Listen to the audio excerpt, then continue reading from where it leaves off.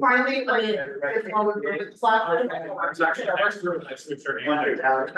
My friends there were workers outside, but they had access to the garage, he was inside, in the laundry room area.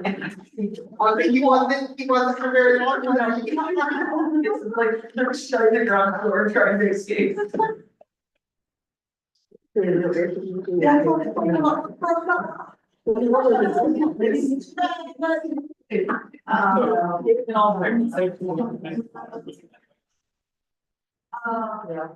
head, sorry, today was like. I think we have to make it all based on time. With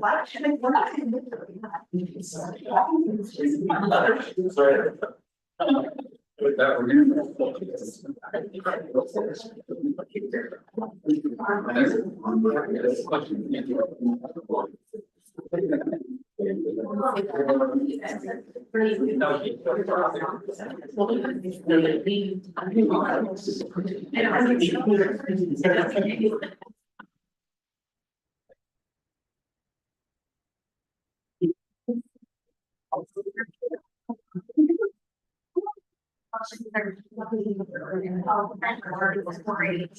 Yes.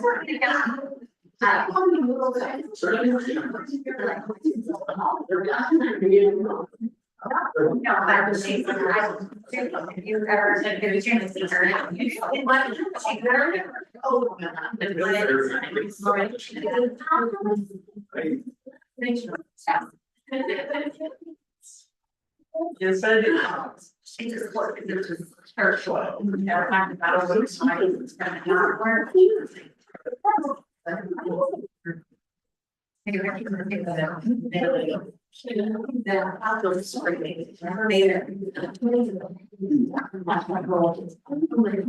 right, yeah, if you're, yeah.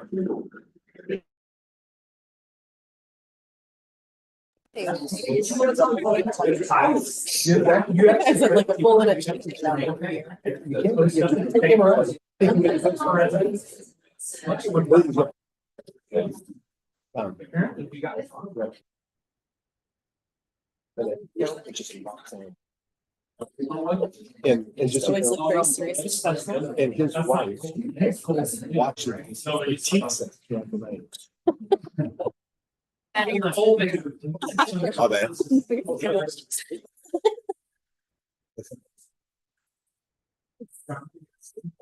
It's not gonna be your.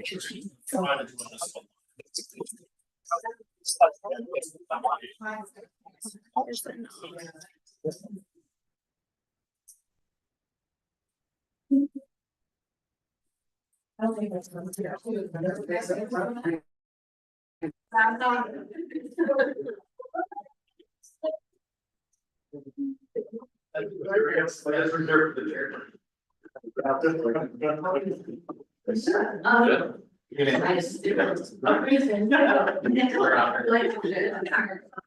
Yeah, we all.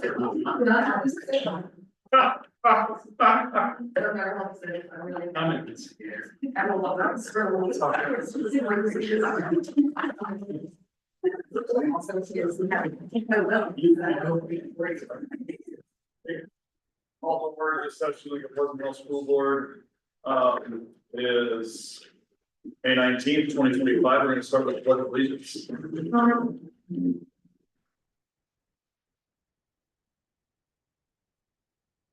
Pledge allegiance to the flag of the United States of America and to the republic for which it stands, one nation, under God, indivisible, with liberty and justice for all.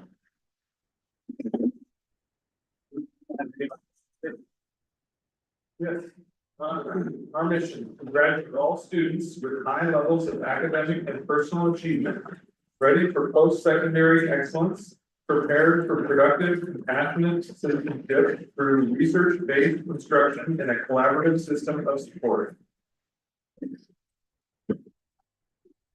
Changes or additions to the agenda?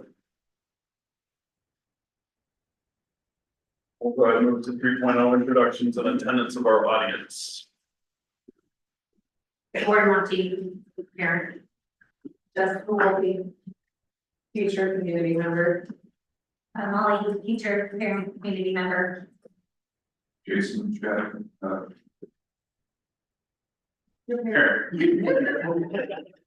Nicola Shadden, teacher and parent. Rachel's my teacher. Mary Ryan, teacher. Thank you, and welcome. That brings us to 4.0 and our public forums. For individuals who are on site during this portion of the board meeting, members of the public are specifically invited to present items of commendation or concerns. At the discretion of the board chair, further public participation may be allowed at the time specific agenda items are under consideration by the board in case the district policy be deemed. For those viewing online, the school district posts the upcoming agenda on our website, woodlandhill.k12.or.us, the Friday before regularly scheduled Monday school board meetings. This will allow for public comment prior to the board meeting. Please click on the tab provided to share your comments for the school board to consider at the upcoming meeting. I want to reiterate this part. Personnel matters may not be discussed in public at a school board meeting. Members of the public who have personnel concerns or accommodations should share them directly with the district superintendent. We have public comment tonight. I didn't really ask this in the past, but if you wouldn't mind standing and again stating your names. I appreciate it.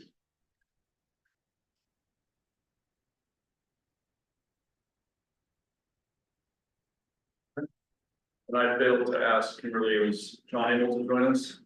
Not that I think. Okay. Thank you. All right, 6.0 action items, 6.1 consent agenda.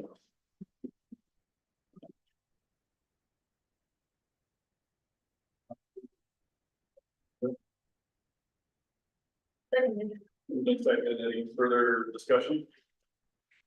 All those in favor say aye. Aye. Passes unanimously. 6.2 approved personnel report. See, the personnel report in front of you tonight is the resolution 2425.238. We're pleased tonight to recommend the hire of Stephanie Lockman as the K-12 instructional coach for Pleasant Hill School District. Stephanie brings over 2 decades of highly effective teaching experience. She recently serving as a 4th, 5th grade teacher and district tag coordinator at Springfield Public Schools. Throughout her career, she has demonstrated a deep commitment to student success, differentiated instruction in professional learning communities. Stephanie holds a Master of Arts in Curriculum Instruction from Civic University, including endorsements in early childhood education and specialization in TAG. She is widely respected by colleagues and administrators for her instructional expertise, collaborative approach, and leadership in curriculum development. In addition, the Pleasant team will enhance their efforts to improve instructional outcomes for all students. It is recommended that the board of directors approve the personal action for licensing affiliates as reflected in this resolution and any addenda presented along with this resolution.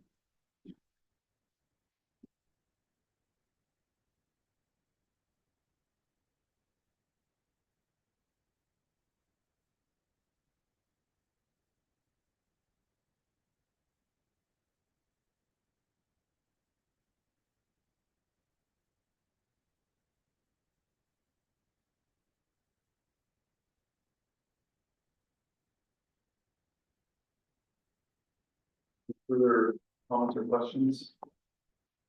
I know that Drew, you would suggested some additional information be covered. I just thought it was good to explain what the position was for the relevance to the goals set forth by the start. The integrated guidance plan in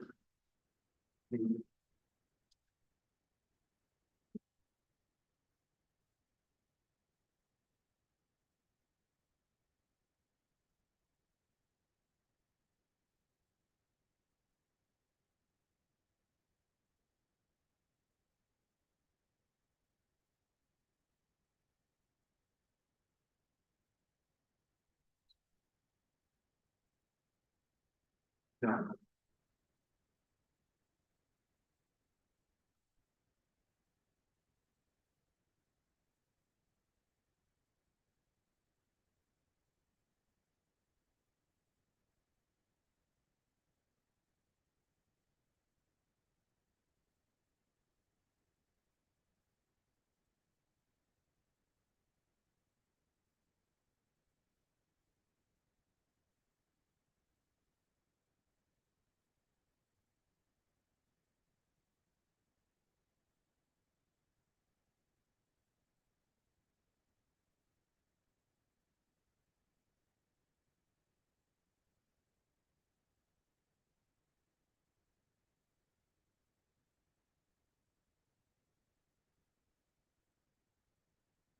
essentially I guess in summary.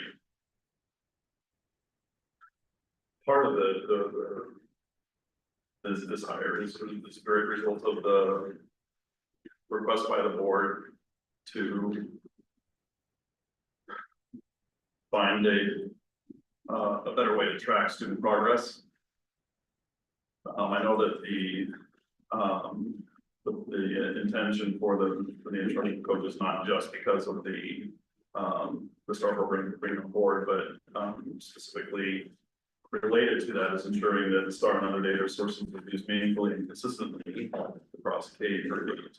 So it is tied to, in some part, to the request by the board for the district to adopt some additional testing and ways to monitor student progress so that we can respond a little bit more meaningfully than the information we're getting from state testing. And so that conversation's been ongoing basically since October, or I mean August, in different formats in open meetings. And then as it just mentioned, it's also part of the board approved integrated guidance plan for that's starting this fall, correct, Jim? Plan for the schools year starting this fall. Yeah, it's a continuation with the second phase of the integrated guidance plan, starting this. Oh, so you said 3, okay, so yeah, 3 years, and then here it was 25, 27, but yeah, that's only 2, so.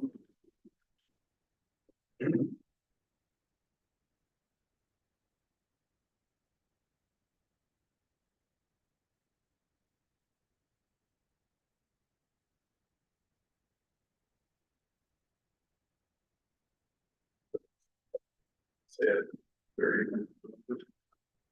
I don't think it, but.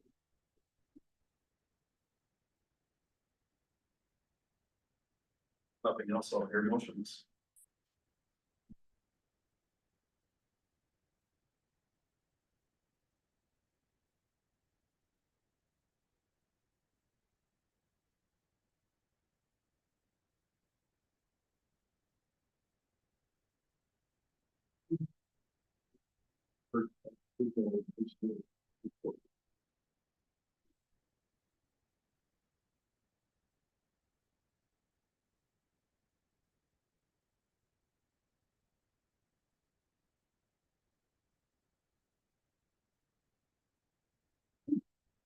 Further discussion?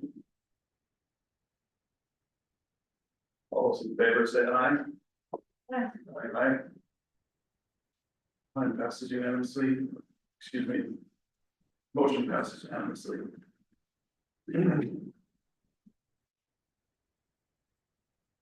Brings us to 6.3. Approved 25-26 designation of district officers, clerks, depositories, and contract renewal board. So this is resolution 2425.239 and 2425.240 in your packet. The ORS requires a governing body to designate at the beginning of each fiscal year, the individuals who are authorized to act as district officers, clerks, to designate the financial institutions the district uses for the investment funds and to review the status of the rules adopted by the Public Contract Review Board. They said 2425.2240 designates the following budget officers: clerks of the district, custodians of funds, public contract rules, grant officer, and depositories of funds. So the designation of the budget officer will be the superintendent for the 25-26 school year. Designation of the district clerk will be the superintendent, acting as chief administrative officer and clerk for the fiscal year 25-26. Designate Sherry Lombardo as business manager for the 25-26 fiscal year. And be resolved that adequate insurance coverage be obtained for the above named clerk and deputy clerk in accordance with ORS 3.2.525. The grant officer designate the superintendent and or the business manager as local agency representatives and authorize them to execute and file applications for and on behalf of the district and otherwise act as the district representative in all activities related to grants for the fiscal year 25-26. For public contract review, designate the board of directors as its own contract review board, granted authority under ORS 279-060, and also adopts the current board and attorney general's model public contracts manual stipulated by ORS 279A, 279B, 279C, and OER 137, Division 46, 47, 48, and 49. For the investment depositories, designate that the following depositories are hereby approved as the official depositories of Pleasantville School District for the 25-26 school year, Vanderbank, and the local government investment pool. And be it resolved that the superintendent or business manager as custodian of funds are authorized to establish accounts and to issue checks against such accounts bearing the original signature of the superintendent or business manager in accordance with ORS 328, 411, and 328.445. It's recommended that the board of directors approve exhibit 2425.240 designated district clerks, officers, clerks, and agents including depositories of the district funds as listed as the attached document for 25-26 fiscal year.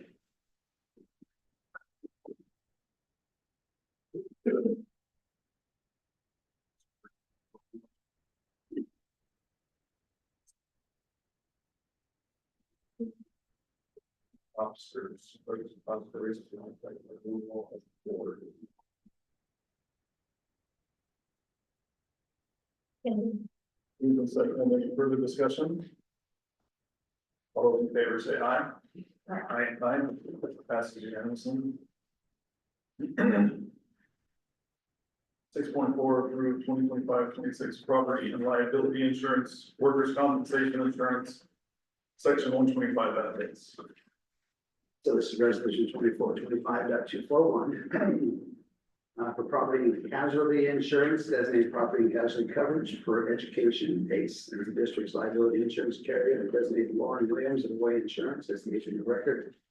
For workers' compensation insurance, designated Safe Corporation as the district's workers' compensation carrier. Workers' section 125 benefits plan carrier, designated American Fidelity Securities as a section 125 administrator. It's recommended that the board of directors approve the resolution designating the district property and liability insurance carrier, insurance agent of record, workers' compensation carrier, and workers' benefits plan carrier for the 25-26 school year. Fiscal year.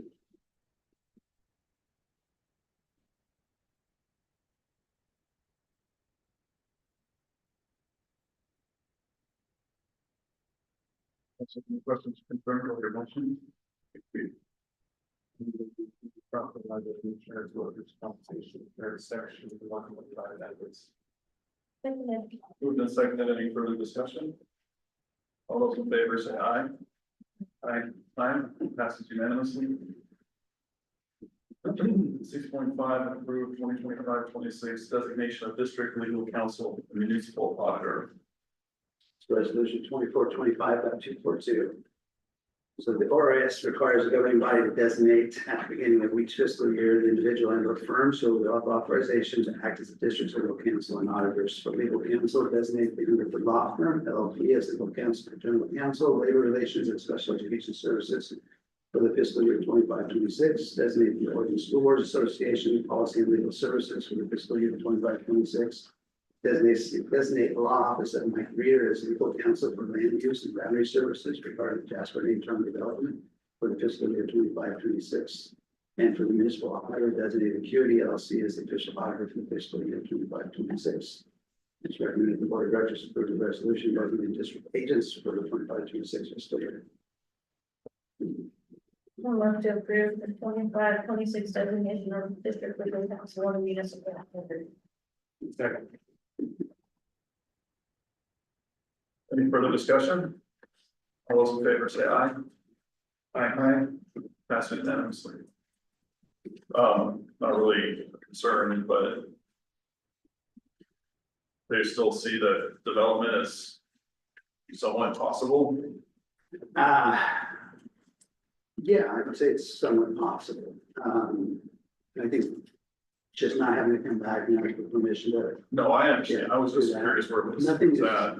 has come up recently, for it. I think just from living in the community, certainly the utility board has got quite a bit going on right now, especially on the water division side of things, especially around Glenwood and Glenwood, just really incorporated in the town. So you see stuff putting a lot of effort into it at this point in time. So I think it's still years out. No, I think it totally makes sense to make sure we've got somebody representing our interests. I was just curious where it stood. Still a while out. Yeah, all right.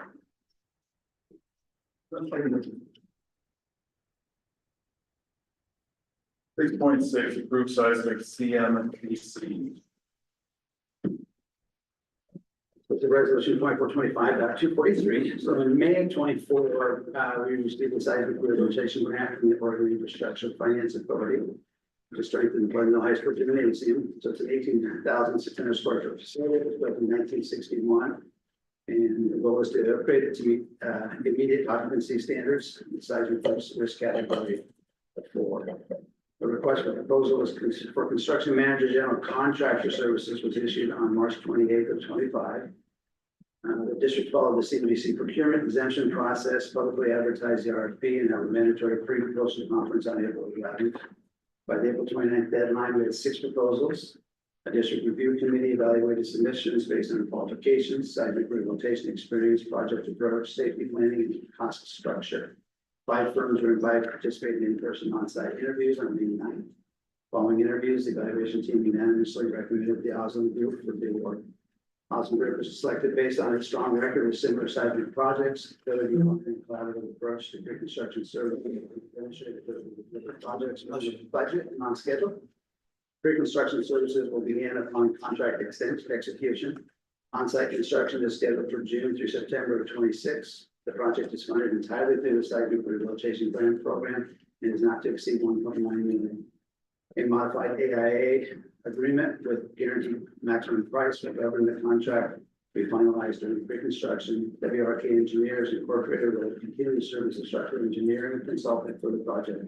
Upon board approval, the district will issue a notice of intent to award, initiating a 7-day protest period. If uncontested, the district will execute a contract with Osland Group. It's recommended that the board of directors approve the selection and contract award to Osland Group as the construction manager, general contractor for the Pleasantville High School gymnasium seismic rehabilitation project.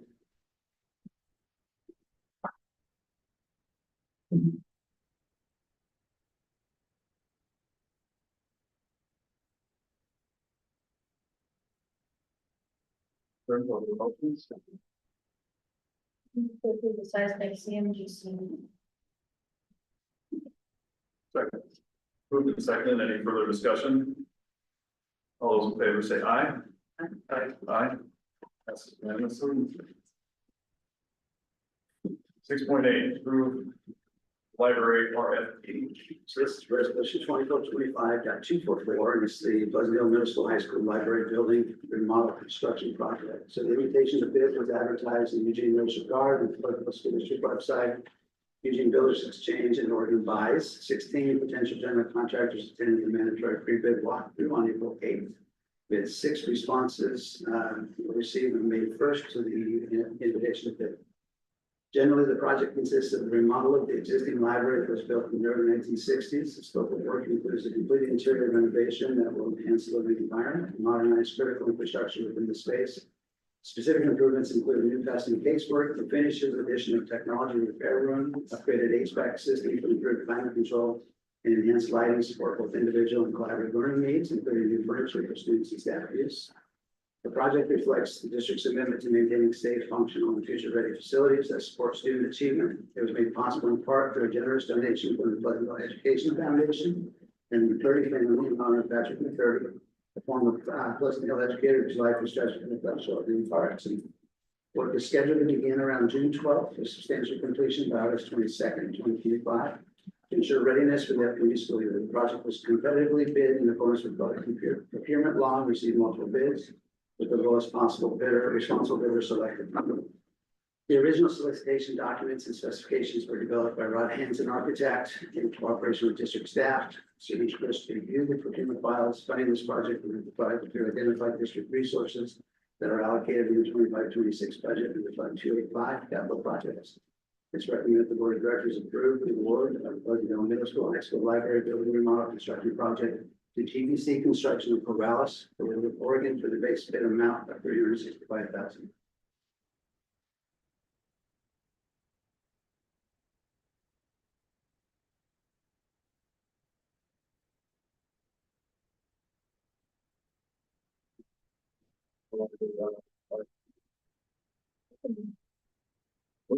Any further discussion? All those in favor say aye. Aye. Aye. That's unanimously. 6.8, approved class special procurement summer program contract award. And selection for resolution 24/25/145. It's the Pleasant Hill Summer Learning Program, and it's a special procurement and contract regarding Catapult Learning. So Pleasant Hill School District intends to operate a K-11 summer learning program in 2025, aligned to the requirements of the Oregon Summer Learning Grants, House Bill 2007, which the district will receive up to $145,000 reimbursable grant funds to provide literacy and focused academic support, enrichment opportunities, and better recovery, license and person instruction staff, pre and post assessment for learning measurement, professional development, curriculum material, staffing, and payroll support. Catapult Learning options an integrated in-person service model aligned to grant requirements. The total proposed contract is $110,150. Remaining grant funds will be used to provide transportation and nutrition services for students attending the summer program. The ODE requires that funded summer programs provide 80 hours of in-person learning, address 3 goals: academic enrichment, youth development, and equitable access, and be implemented in partnership with a community-based organization. Final program approvals are scheduled to be issued by May 13th, 2025, with the grant agreements to follow beginning June 3rd. The compressed deadlines limit the feasibility of conducting full competitive procurement process. Superintendent recommends a class special procurement exemption under ORS 279B.085 and for policy DJC exemptions for competitive bidding and special procurements to allow the district to directly contract with Catapult Learning and similarly qualified providers for summer programs now and in future years. The exemption is justified because it is unlikely to encourage favoritism or reduce competitive competition due to the specific program design criteria. Bundled services offer fiscal efficiency and operational feasibility, and a competitive process is not practical within ODE's timeline and will jeopardize access to state grant funding. Upon board approval, the district will issue a notice of intent to award and enter into a contract with Catapult Learning. It is recommended that the board of directors approve a class special procurement exemption for summer learning instructional services and authorize the superintendent to contract with Catapult Learning for the 2025 summer learning program in the amount of $110,150. So there was some additional questions that were asked about this. Curious if the board wants to review some of that information. We're all together. You want me to pull that up and just go over it really quick, or You can resist. were you the one asking the questions? Yes. That was. I'm only asking because if it was you, I figured, Thank you. yeah, I just want, if it was you, I want to give you the opportunity to go ahead and discuss it instead of me reading it off.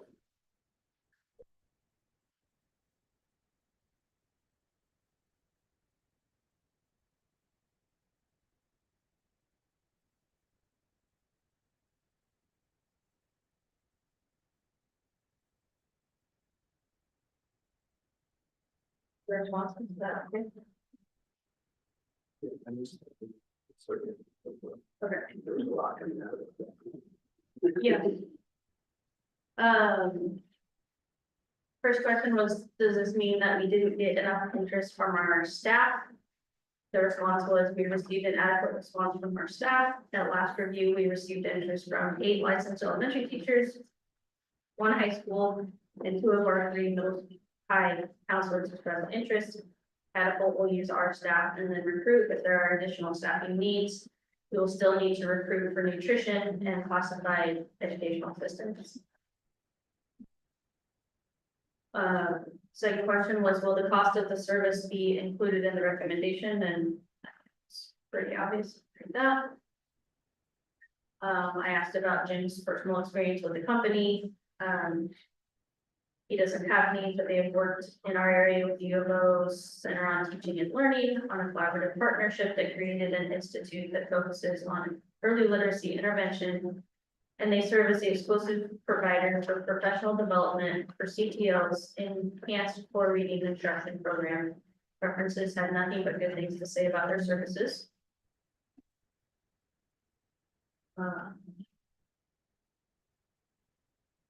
Follow-up questions were, it sounds like Catapult will function as a program organizer. Is that accurate?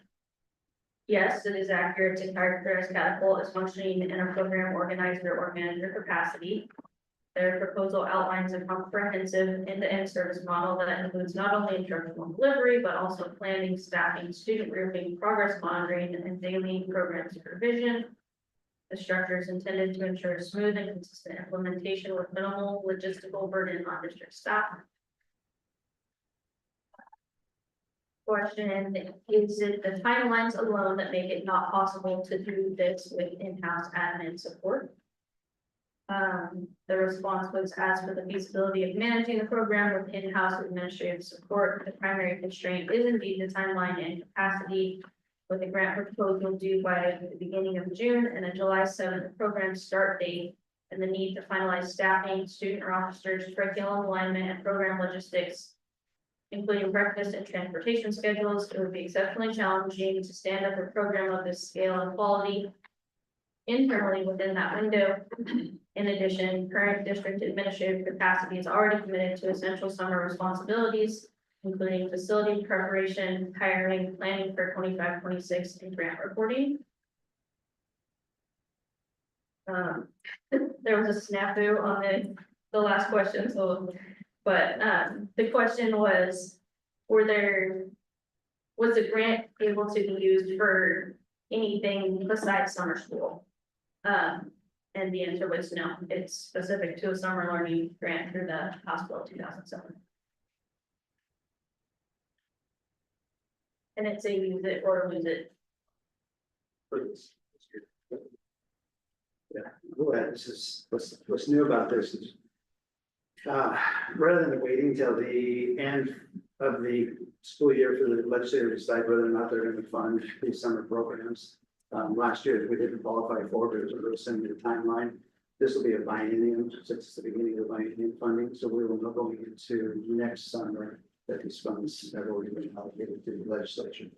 The planning timeline is going to sort of also anticipate that it's starting next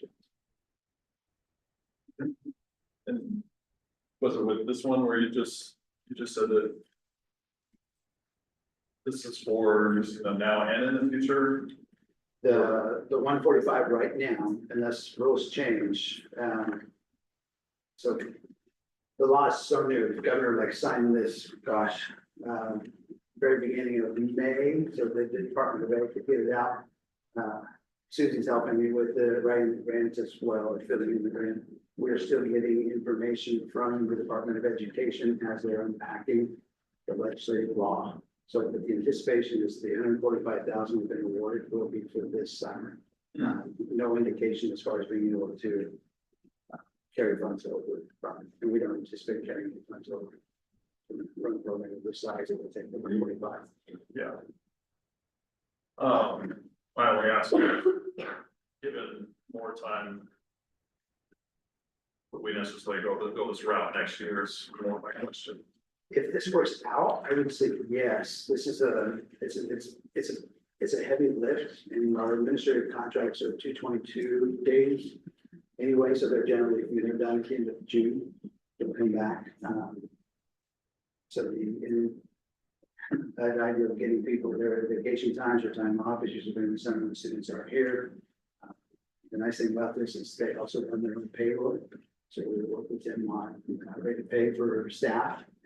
Catapult and set payroll system. They've also helped and will help with the grant reporting. So by the end of October, we'll have a report. We have to go back to the Department of Education as well. Yeah, in terms of the program. Good. Was their payroll system involved completely outside of our bargaining agreement? It will, yeah. This is It won't be covered by that. It won't, but the way we wrote the proposal is to honor the 25-26 salary schedule for staff. So we've identified what staff they're working, and we'll work with them and what they're going to take the fee for that. Yeah.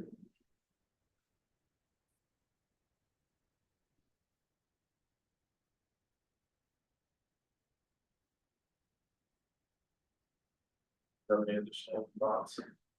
Questions? No, it don't make sense. All right, your motions. I'll move to approve the class special procurement summer program contract. It's been moved and seconded. Any further discussion? All those in favor say aye. Aye. Passes unanimously. All right, at this time, we are going to recess and then reconvene the budget meeting.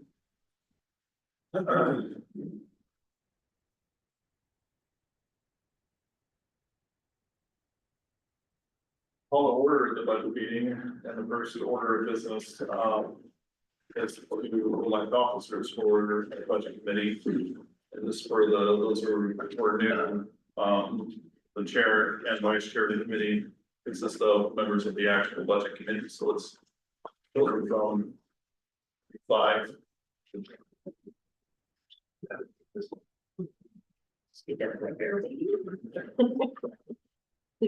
I'm out of the hot seat for a little bit. Say one officer. We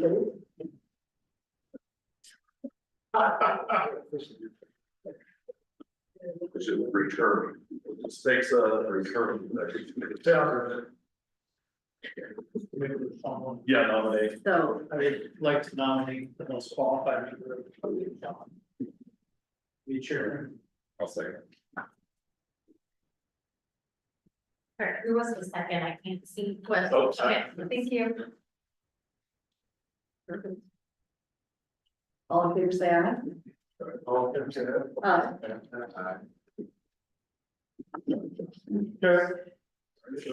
Oh, now, run who's is nominated. Since I'm the lucky person that stood around this for 5 years, now it's time to elect a vice chair. Do you have any for vice chair? Okay,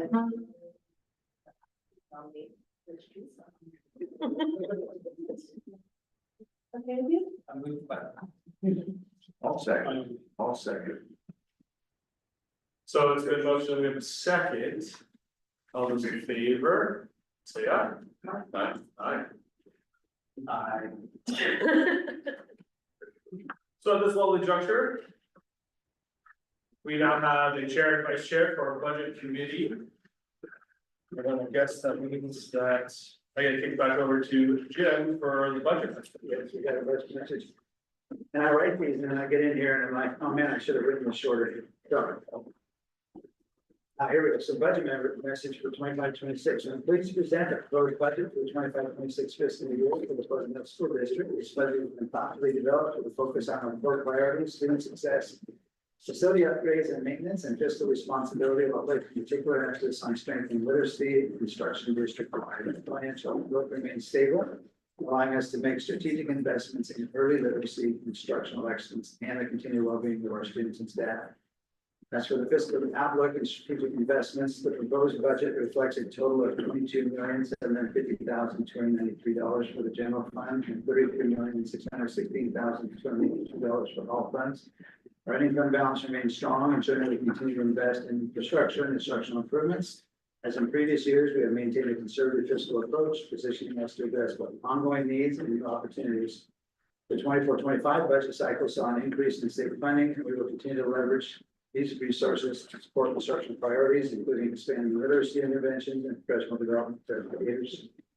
The March economic and revenue forecast key considerations. The March 25 economic and revenue forecast provides insight into the state's financial outlook and its impact on school funding. And I'll stop there and say just the March 2025, I also sent out an updated economic revenue forecast, but as far as the printing of this, the best information you had was the March 25.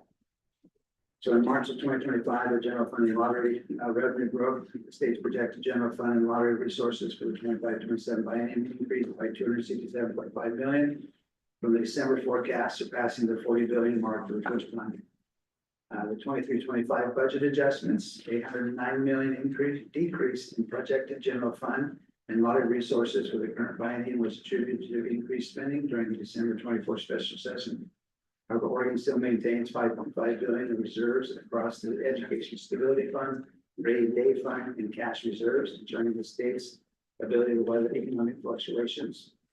The Corporate Kicker and Student Success Act, the corporate kicker of $993.1 million must be allocated to K-12 education. Cycle. So the corporate activity tax, which funds the Student Success Act, is projected to be declined by $9.5 million.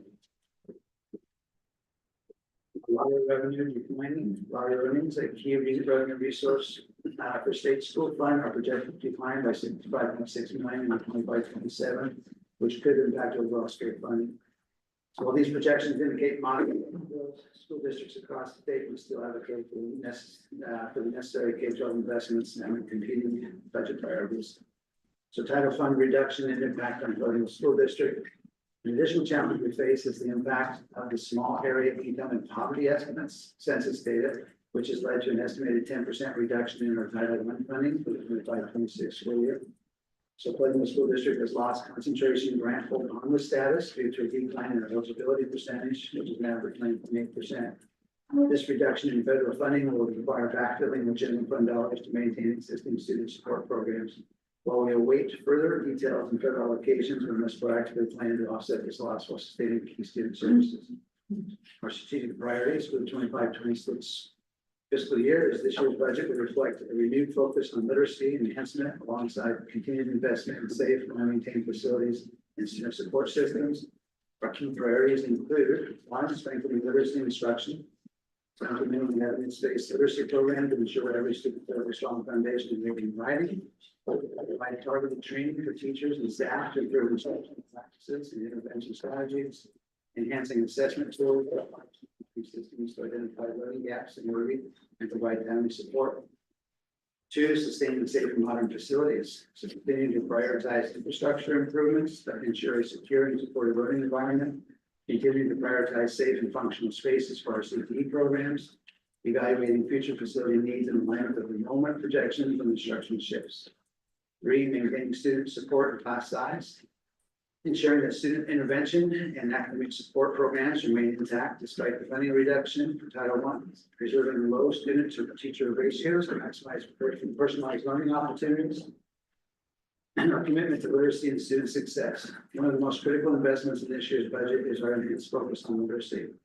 Grounded in research and aligned best practices, our literacy vision ensures that every student develops the reading and writing skills necessary for long-term academic success. Our key initiatives include Early Literacy Foundation, so implementing a structured 90-minute literacy block in elementary grades to provide systematic evidence-based reading instruction, targeted interventions, and expansion of our multi-tier systems of support as a district-wide model to provide differentiated reading interventions for students who need additional support. Local interim assessments, investment in local interim assessments to provide teachers with timely actionable data that informs instruction and supports student growth. In professional development, including training and job embedded coaching for teachers and research aligned literacy strategies with an emphasis on the science of reading and equity in learning, providing targeted instruction and appropriate accommodations to support the literacy growth of students with disabilities and those from low socioeconomic backgrounds, and engaged learning environments, investing in high quality instructional materials, strengthening teacher advocacy to support a diverse range of learners, implementing a district-wide learner profile that connects education to real life experiences, ensuring access to enrichment activities for all students. Looking ahead, the 25-26 budget will require careful balancing, maintaining fiscal responsibility while making critical investments in literacy and infrastructure to support long-term student success. We remain committed to aligning resources with district priorities while ensuring that every dollar spent directly benefits our students, teachers, and community. Thank you for your continued support and partnership in shaping a bright future for our students.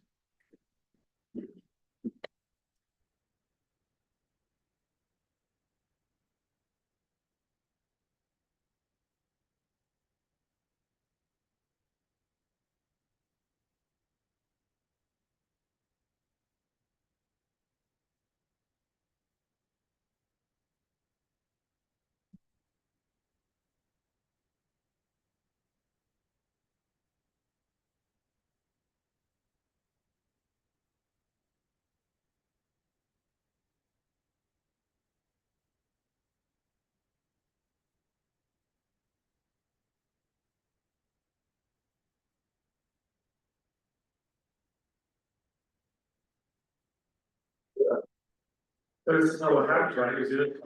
So, thank you, Jim. Now I'll kick it off to Sherry to go over the budget document overview presentation. And I pretended I was waiting on you, but I'm actually. Leave them alone. Is that, this is basically what this is. If I'm switching. No idea. Sorry, I get it. I do this word was.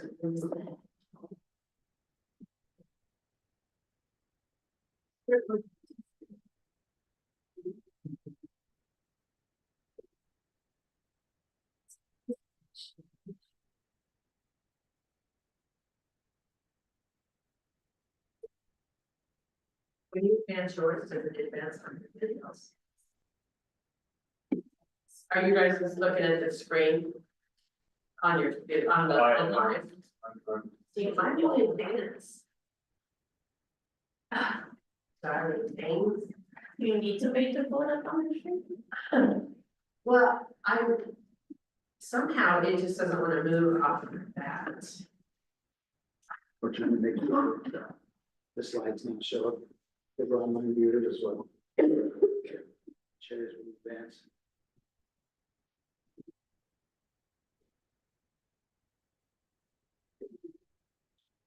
So it says it's showing Kimberly's screen. Yeah, yes, Sherry's. because you have hers I have and I have that, Oh, you have. but for some reason. The actual projector is not advancing. It's flat show.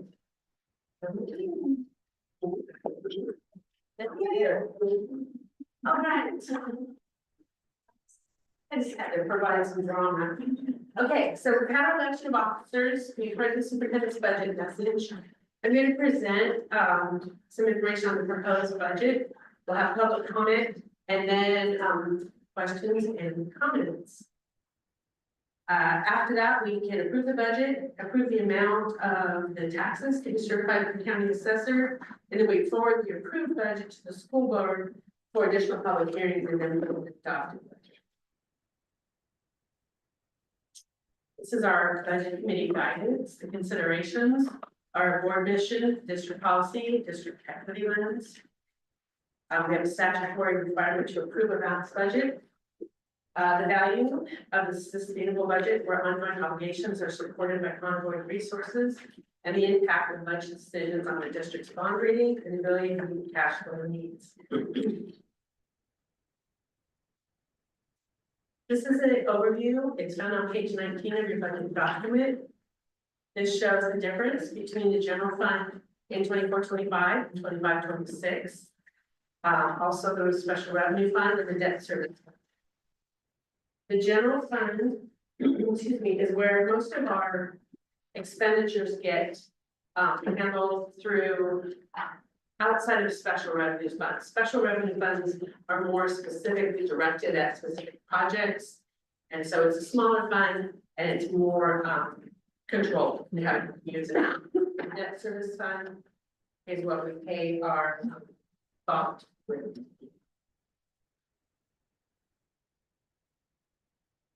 This is a summary of our staffing history. You see that staffing had just a little bit of change. Sometimes this is general fund, so sometimes you'll see we had some reduced budgets in some of our special funds, like our title. So we had to move little parts of people's FTE into general fund. We had one teacher that dropped one class, so that put a downward turn on it. So our overall increase in license is 0.13. Our overall decrease in classified and confidential is 0.07. And our enrollment expectation is to be down 30 students this week. I didn't share this next year.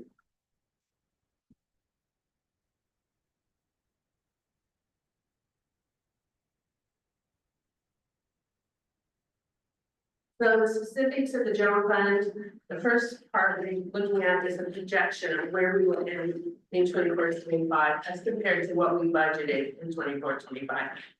Our tax collections have slowed down just a little bit. We're expecting to maybe 28,000 under our estimate in current property taxes Yet more people are paying their arrear taxes, so we're over by 27,000 from our projection. Our state school fund is slightly under, and that's based on a slightly dropping, 89 student number. We have received in some other special revenue funds, some slight increases. The high cost disability fund came in a little higher than projected, so there's an $18,000 overage from budget. Other revenues, we were over another 8,000. So our total revenue is projected to be under by 33,000 from our budget. Our beginning fund balance was over after audit. It was higher than had been expected to. Our total resources were budgeted at 20 million. Our projection is 21 million now.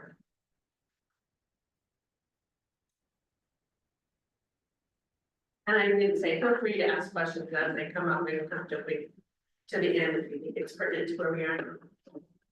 This is our expenditure projection for how we think the end of 24-25 would be. And this is as of April 14th.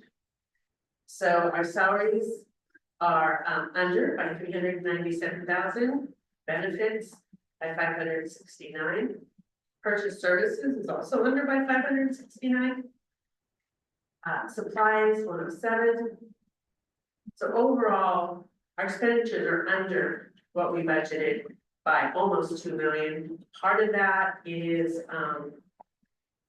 that we do budget on the higher end. The other part is within the budget, there's an underspending, a 2% contingency. So we always underspend that. Our ending fund balance is increasing because we underspend. Our total requirements in budget was 20 million. Our projection is 21 million.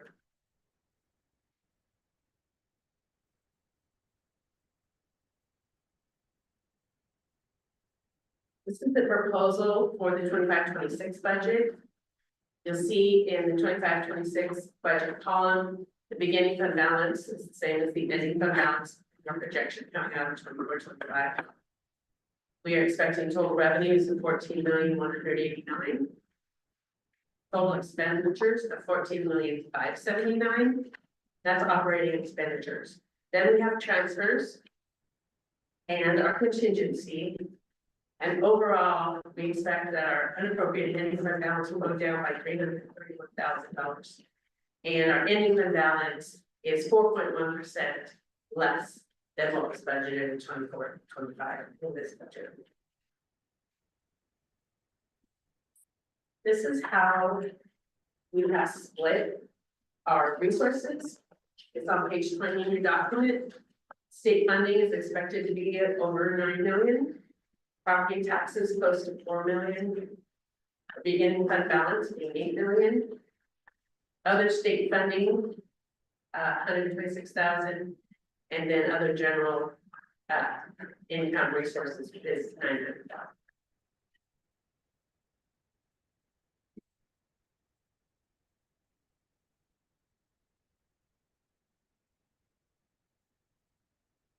These are our requirements by function down on page 24.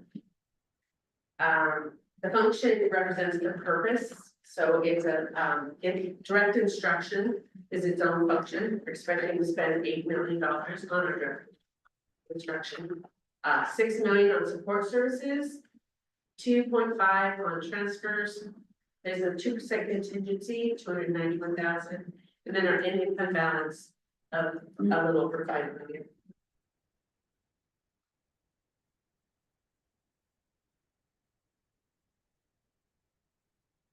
This is required by object. So rather than function, this is going to be more specifically where it's spent. So salaries would cover direct instruction as well as support services. So we're expecting 6.7 million in salaries, 4.23 million in payroll, 2.8 in purchase services, 500,000 in supplies, 250,000 in other, and then the transfer and reserves together 8 million. These are changes from 24-25. So our salaries are up 203,000, which is a little over 3%. And that's really managing the step movement cost of the increases of staff. The payroll costs benefits is up 169,000, which is 4%. Part of that is an increase in PERS for this biennium. So benefit costs increase from additional salary and step increases, and then the addition of paid leave organ benefits and increased substitution costs. Included in that. Purchase services up 210,000. Part of that is student transportation. That's something that gets more expensive every year. We've had an increase in official fees, teams and number of officials required by USAA, increase in heating and cooling costs and garbage rates. Supplies and materials were only at $475. Our other objects, which tend to mostly be insurance, and audits are at like 25,000.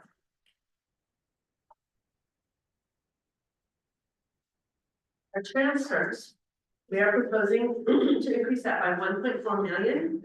We're investing in the future with some major building improvements. We talked about some of those during the board meeting.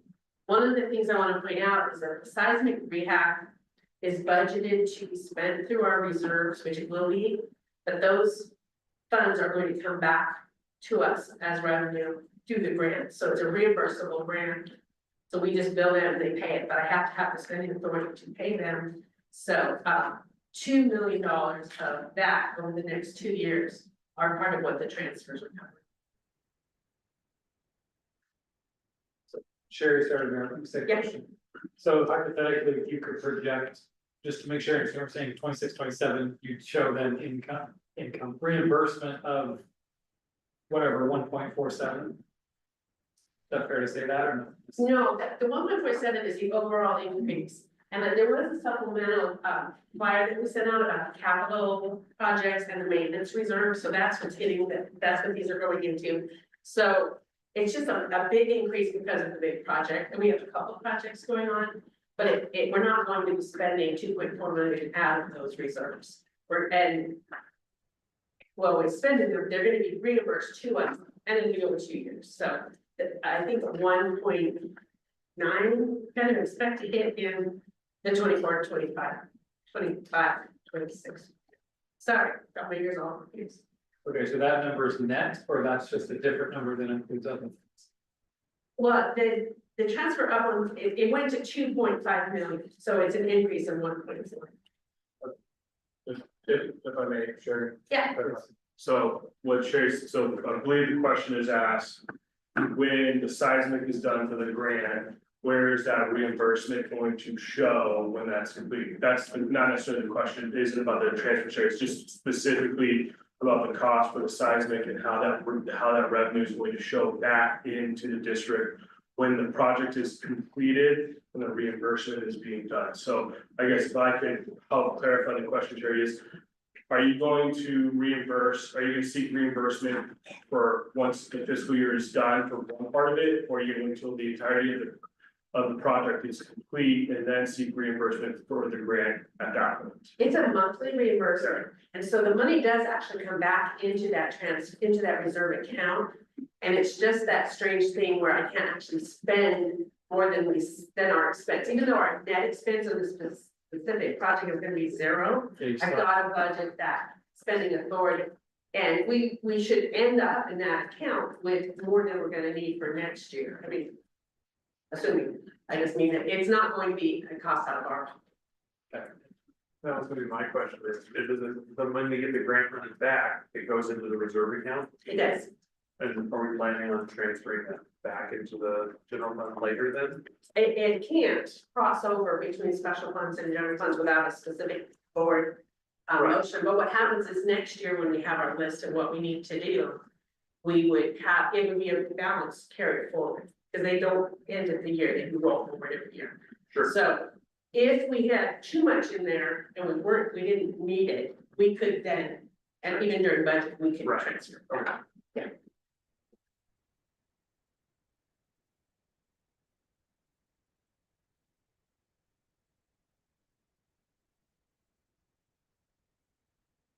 Contingency is at 12,000, just because the budget's bigger and 2% of the budget increases that contingency amount.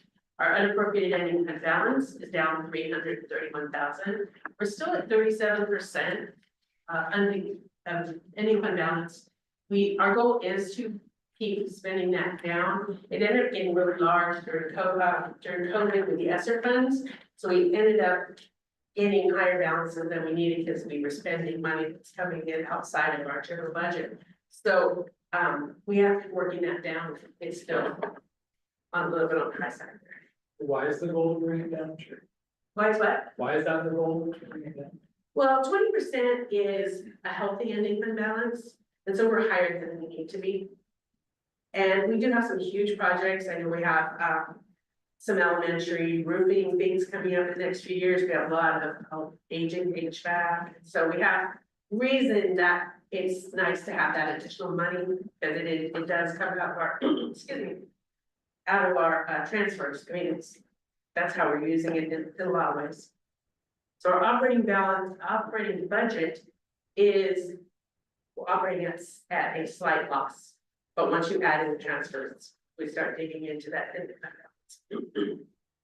I'll just chime in also is you just strike that happy balance between your growing and any fund balance, growing it and keeping it there for reserves, but then also spending it, because the state doesn't necessarily like seeing school districts having a growing any fund balance over and over every single year. So you have to be very cognizant of like what that percentage is and making sure you're not continuously growing the year over year.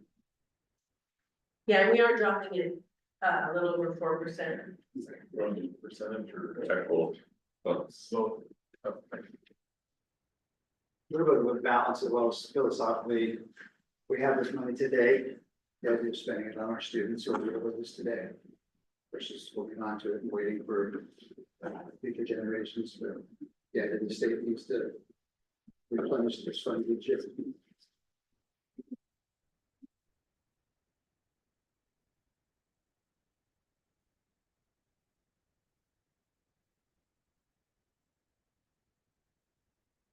Okay, our revenue funds.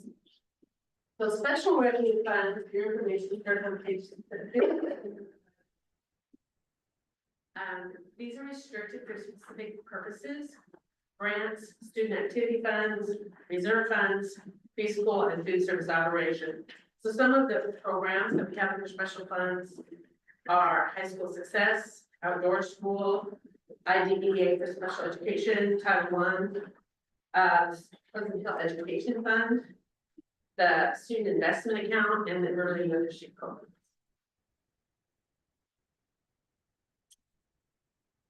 Special revenue funds, we're spending $3 million in instruction, $2 million in support services, $840,000 in enterprise and community services, and $2.2 million in facilities.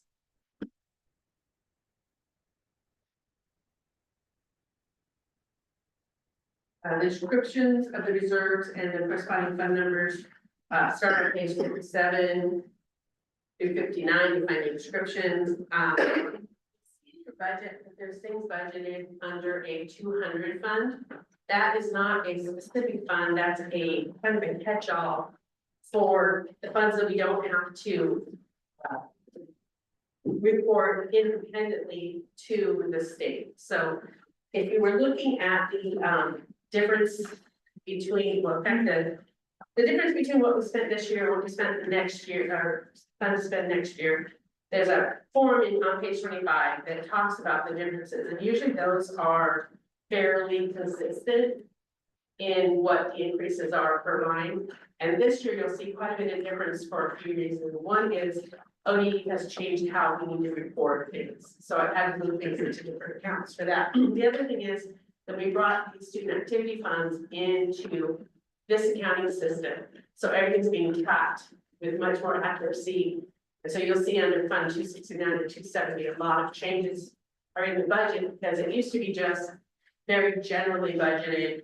And we didn't have a great tracking system because it was being done QuickBooks, and we were moving money back and forth without the real intricate information. So from now on, it'll be done much better, and the budget will start to look more consistent between the years than it does this year. This is a unique year. Debt service fund is on page 34. The property taxes, we're anticipating increase of 2,800. Interest earnings, an increase of 250. The beginning balance increases to by 44,000. And our total resources, we intend to have 1.75 million. Our payments on our bond will be 1.6 million. We have an ending fund balance allowance of 125,000. And this is a total increase of 47,000 over last year.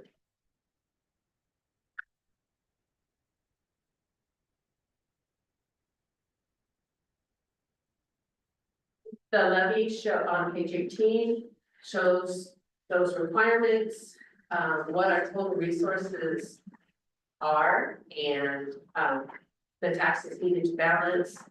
We have an adjustment for estimated uncollected taxes.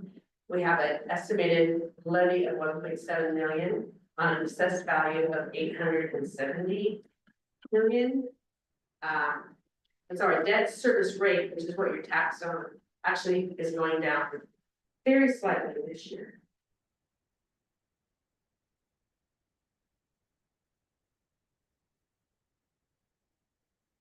I think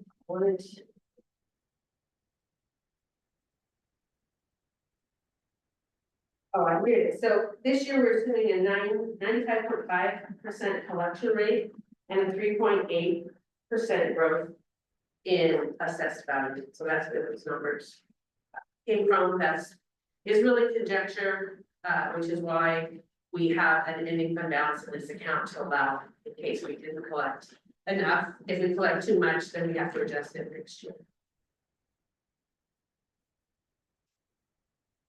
Financial forecast. So for 24-25, our projected revenue, which shows that 63% of total revenues of how we project to end this year. And then in our budget, we drop that down to 37.2. The expenditures do include a contingency of 2% of operating expenses. So we show that we expect in operating expenses, we expect a deficit this year of 681,000. So that is what helps lower that ending fund balance.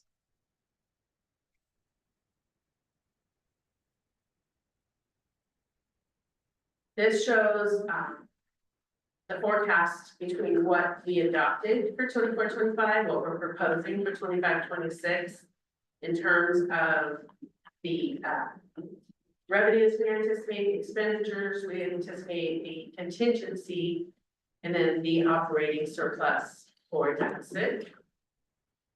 It shows our transfers by individual account. And you see that the ending fund balance for 24-25 was our beginning balance. Well, it's not actually true. The beginning balance in 25-26 proposed is based on the projection, not the actual from 24-25. So that number has been moved up to what we project our beginning fund balance of $8 million. And then we will transfer out the 3 million. And then our surplus then becomes the 37%. Can we ask questions during this time? Wait until the public comment. So in summary, the 25-26 budget proposed budget prioritizes maintaining current staffing levels to support the continued implementation of district initiatives and academic programs. Strategic adjustments have been made to enhance equitable student outcomes and to further strengthen achievement and system-wide support. The key investments in this year's budget include continued support for instructional staffing to uphold academic progress and equity initiatives, targeted professional development to enhance teacher effectiveness and support implementation of district priorities, implementation of a local assessment system to support timely data reporting and instructional response, allocation of resources for essential facility maintenance and safety improvements, expansion of career technical CTE facilities to meet increased student interest over code development. Commitment to providing equitable instructional resources across all grade levels and content areas. To support increased student activities and expanded use of school facilities, the budget includes continued funding for an additional maintenance position to ensure effective operational support. And thank you for your ongoing engagement and support in the budget process. We have the ability to pass the budget tonight. We can have a meeting June 2nd, have a meeting June 9th. We do plan to have the hearing on June 16th. We have to have a approved budget by June 5th. Okay, cool, thank you, Sharon. This is back to me. And on our agenda next is budget questions and or clarifications. However, I'd like to make a motion to amend the agenda if possible to provide public comment first. And then go to budget questions and or clarifications. That way it will allow us to hear the public comment first before we ask questions and help make an informed decision tonight.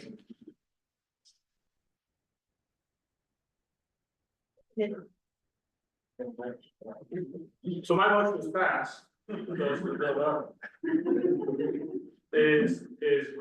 I will open the floor for public comment. I would say I don't really have anything in front of me that says that there is a public comment, so I look at the lovely community members and on if there is comment before we start our discussion.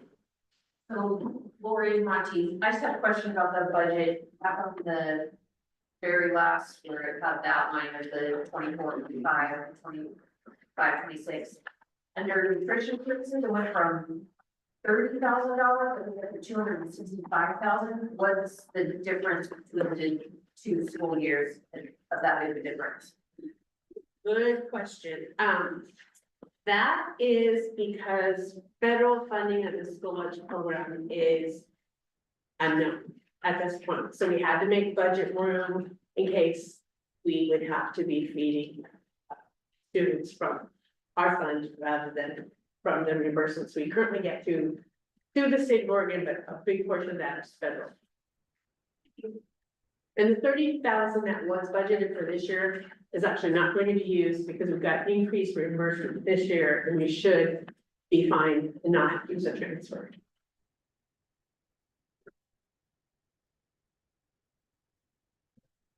Any other public comment? Okay. All right. Then back to us for questions or clarifications. So at this moment, does anyone have any questions? So, sorry, following up on just what she asked about, you said we're not sure if we're gonna get that funding for the nutrition services, but is there something up, like a projection that they think they're gonna have, like, or are we just totally going into it blind? We are pretty blind right now, in the change in leadership at the national level, that was just, everything's being looked at in a different way. So we were very conservative there, we were conservative on our title funding. The thing about transfers is we approve a transfer, we don't actually make the transfer unless it's needed. So if there was no need for that, it would never go out of general fund into special fund. So we take a look at how things are looking 3 months into the year, 6 months into the year, and we make sometimes partial transfers, sometimes none, sometimes all. And so if it's not needed, it definitely won't go into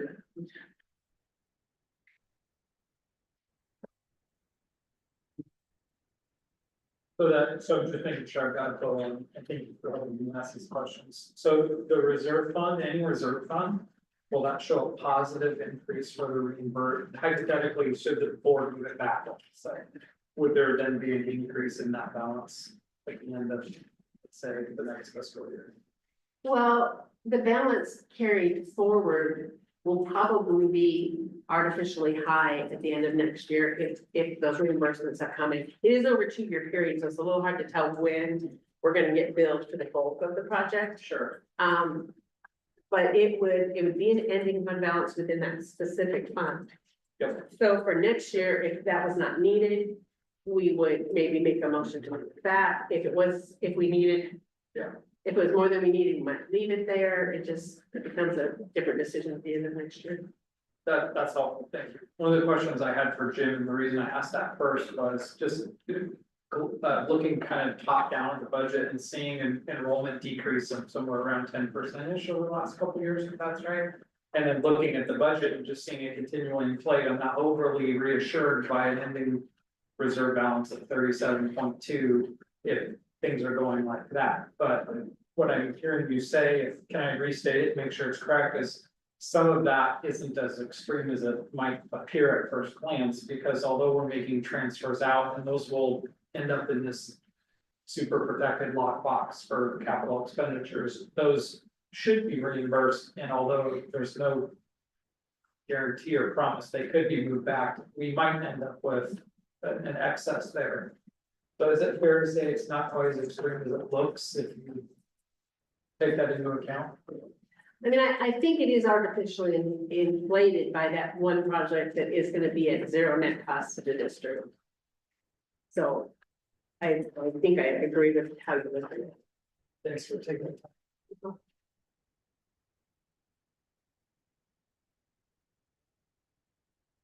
Got a lot of questions. If somebody better jump in, what's the one that you talked about? You know, they're still, I'm just gonna go and then, you know, particular page 125, early literacy grant. It looks like we're adding somebody. Is that true? And have we had any staff related changes that were due to budget in the last 12 months?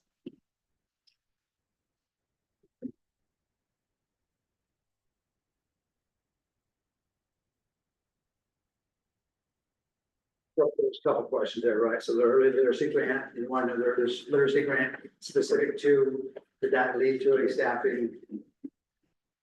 I'm noticing that underneath the fund 255, it appears as though there's an additional item 319. Maybe that's not an individual.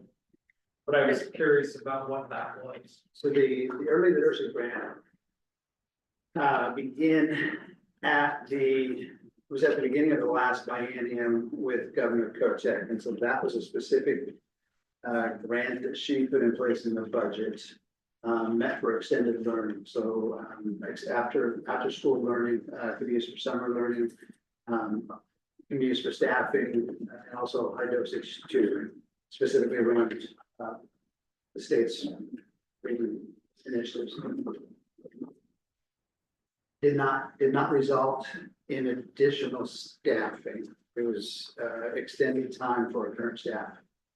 So right now we're doing the after school program. I think, well, here's a clue about how to read this. I know it's very confusing, but if it starts with a 1, that's personnel, the object part. So where you see 112 under, so then if it's a 2, it's a benefit. If it's a 3, it's a service. So that 38,000 is under professional services.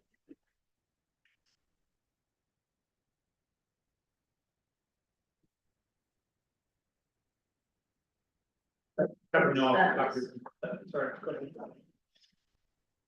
Oh, I checked what the service was. Yeah, me too. Thank you. I don't have a computer.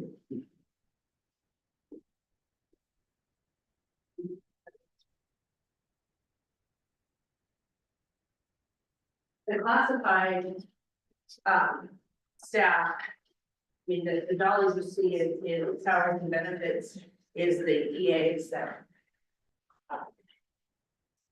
Are working after school. I'm gonna ask a question about 201. That ties into that. Go ahead, Molly. So, this is page 102 in the lower right, page 102. Function 2210, improvement of instructional services. Looks like there's an increase of $100 and some thousand that is related to both salary and benefits. Can you clarify specifically what that one is? And if I'm reading, I should start with whether I'm reading it correctly and then ask you to clarify. Yeah, to that. I need to go in and see what you got it funded for. Okay.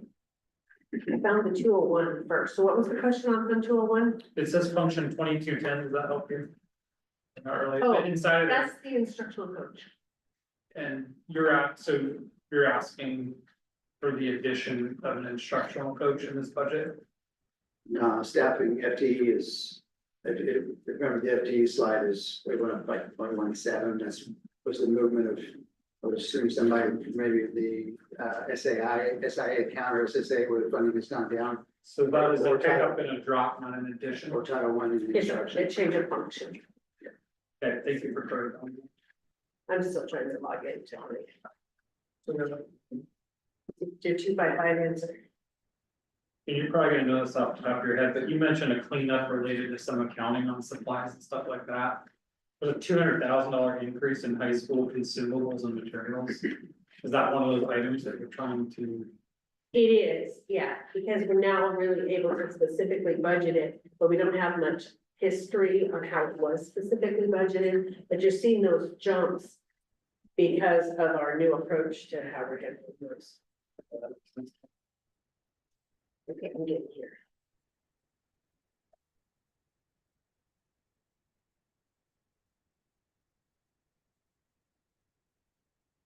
In general, and I'll be quiet. I have more, but a couple years ago, it's very helpful when you laid out some of the facilities, things that are now coming to life here, because as we're being asked to approve the budget, it's not, it is for this year, but we're, especially with the reduction in ending fund balance, we're supposed to look forward to. Generally speaking, if you're able to speak to the condition of the facilities, capital improvement projects, maintenance projects, things not reflected here that might have a similar impact to ending fund balances in future years that we should consider. Upcoming projects, there, Well, or deferred, like a couple years ago, it was like that metal shop or something, had like wiring that was about to start on a strike or something, and so we had to fix that, so I think so. It, just things like that are super helpful for me, who isn't in and around these facilities. Sure. Ever seen that. so that was an upgrade to our metal shop. So that we could actually utilize 21st century equipment. That was a big one, and then specific to CTE trades. Upcoming, we're in a spot, we did some work this last summer on a lot of our fascia boards around the district that just slowly kind of gotten rotten over the years. Replaced a bunch of those. We've got, obviously we'll continue the painting, so as far as just deferred maintenance, choose a new building this next year and do a painting project. Our roofs, especially the elementary roof is getting to the point where it's going to need to be replaced. We've got a couple roofing projects planned for this summer. With the village shack and a couple of smaller projects around roofing. Not necessarily large projects. I think a lot of it is really looking ahead and making a determination on how well we do with our budget. And so I've got some feelers out to the board that we've been talking about. Here's a potential list of projects. Some of them are kind of like wish list projects. The new gym floor at some point in time, the floor could be replaced. The old locker rooms on the girls' side, the floor is starting to buckle. They don't get used regularly, so there's no reason to really do anything with them right now. But if we have funds that are available and reserve funds available, we can look for grant opportunities like the seismic grant that we're doing with the gymnasium. That would be another building that would rise to possibly to the top of the list, have some money to go do that. Anything that seismic grant tears up, the seismic grant can also replace as well. Also, for instance, with the gymnasium, we're looking to build, replace, and upgrade all the lighting, covering the grant funds as an example. So there's some opportunities like that without spending a ton of district funds and leveraging grant funds from the state. We're getting to that. I feel like we're getting to that spot where our projects are not coming to an end, but I think the immediate needs to kind of jumpstart us and get us ahead, or we're in a good spot. Example would be, we have a tiny home project that our woods shop does. We redid some of the area, so tore out some grass and dirt in between the cafeteria and where our wood shop is, put in gravel. The next step in that would be to actually concrete or to pave it, cover it, add electrical so the kids have got a covered space to work on when they're outside. I think just continue year by year doing a little bit more as far as safety upgrades to the district. So we've got plans. If you go down Katie's Lane, there's one gate that we put in, large black gate with the push bar that's got a car lock to it. We will replace 2 more gates down, we won't have the card locks on them, but it'll have a push. Heavy bar on the inside to get out. So we'll continue to look at things like that for the facilities as well. So I guess in short, is we're in that spot now where it's trying to start to think ahead to the next few years and prioritize what we want to do next. It'll be helpful for me for the future. I think I'm off after this, but just if it was like, here's, you know, just a quick, like, here's some things, here's what we're doing right now. Here's what we know is coming, or here's what we'd like to eventually done, even if prudence would say we can't do all that, you know. Your point the floor, maybe it needs to be, but it doesn't need to be. Yeah. But, yeah, okay, thanks. That's all. And some of these are, well, they benefit the students during the day. Some of these facilities, like the Blue Gym, does not get used much from the students, and so that's really looking, middle school athletics uses it, we use it for some practices, but it's also a community enhancement. We've got the lower soccer fields as well, and we've got some community groups that are looking to see about the community effort of upgrading those and getting those back into useful playing. We'll have the track and the turf replaced after this year, so that will be something that we'll have to look at how much money we want to put in the reserve fund, anticipating, 12 years down the road and another replacement of those, and make sure we have enough money to do that. Thank you.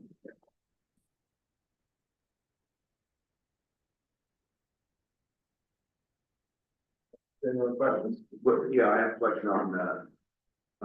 It's page 46, the 2240 construction of the staff development. So it says it has 333,000 for 24-25, and maybe I'm looking at the wrong page.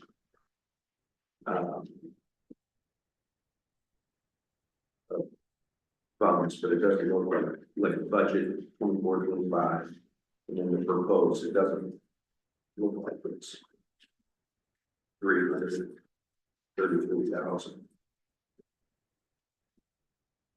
Right. 46.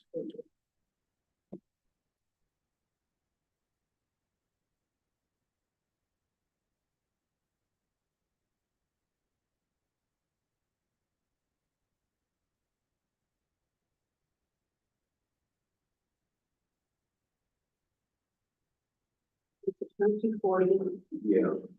So on the Sherry, on this addendum that you put in here, the page 26, it has it at 333,000 for 24-25 budget, and then 323 for 25-26 budget.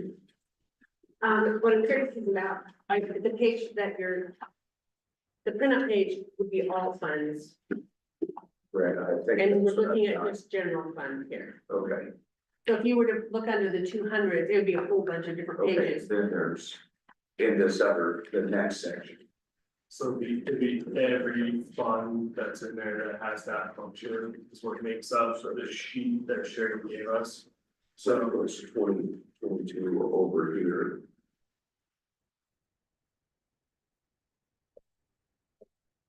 So in that function, you're seeing, maybe 100 and something thousand in the general fund. And if you were to go back into the 200s, you would see that maybe spread over 3 or 4 other funds that have that function.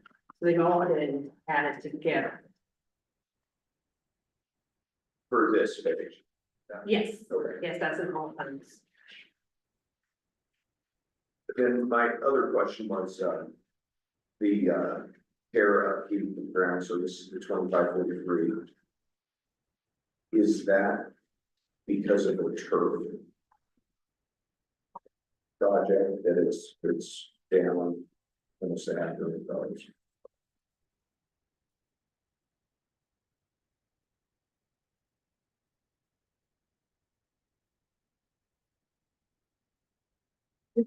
Oh, you're missing it. Oh, Yeah. hey, Sherry, I Yes. do, No. Trading. So what you find in the general fund is going to be the regular maintenance staff and the maintenance of, the general regular maintenance. The other is gonna be in the 200s in that reserve because of the turf project, you get that, I'll go ahead. Okay, so that's what the 400,000+ is taking that out. Like completely, so there's no like refunding of the replacement, yeah. No, that's a reserve fund that we've been building for 8 to 10 years for the replacement of that turf. And then we did some fundraising, and we've got some other people that are helping, but it that fund will be brought down to close to zero, the reserve fund this year, and then we'll start building. So we can spend it and then next year, look at building it back up.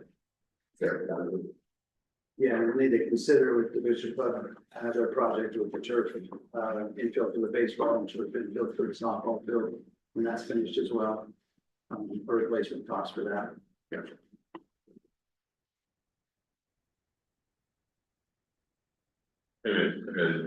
But that's not part of the grounds, the upkeep grounds. That just basically answer. So On this. if I may clarify, just you correct me if I'm wrong, what here is. Question is for function 2543 care upkeep, why is there a decrease from 640,000 in 24-25 budget to this year's budget to 146,000? So question that I believe is what is truly being asked is why is budgeting at that function going down by $500,000? Is that okay? I think in the capital projects flyer, part of that is being spent this year. Between now and June, we're expecting another 150,000, I think.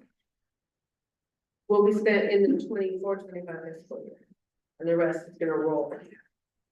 This might help, because I'm not an government accounting expert either by any means. We have to think about when we have projects in the summer especially that fall in a 24-25 fiscal year that end on June 30th and begin on the 25-26 fiscal year. Completely different budgets that are happening here. So that's why you see some of these fluctuations in money. But Sherry has to do is anticipate how much money this year we're going to spend for next summer. And then we've got to also then figure out and have enough to go do that and then budget again for the 26-27 for any projects that are going to happen after July 1st next year. Because this particular contract said 25% due upon ordering of supplies, 25% due upon receipt of supplies. So we don't know when the supplies are going to be received, so we have to kind of estimate What is it for? for the turf, For what? the turf. Okay, Yeah. yes, okay. So those projects that get done in the summer can kind of look funky because it's like one of them will be this year. He's not talking about the reserve fund. Well, but this all funds form, puts them all together and it kind of flips how, yes, yes, because they're 200 funds. Where are the 200? In the big book, Yes. they're in a, starting around. Other funds tab in the. Everything would be. So if you use that, it makes total sense. There's 3 pages back there. Right. We have some page 46 on main address, so it's all the way till. It's mostly 200.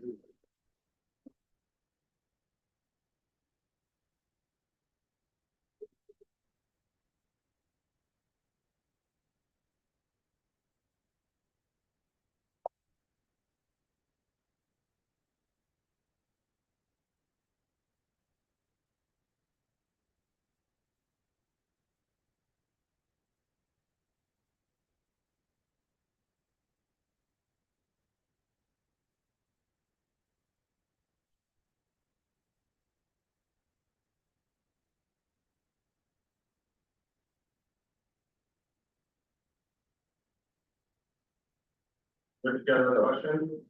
I do. You know, I can answer that last question better now that I'm looking at the page. If you look on page 137.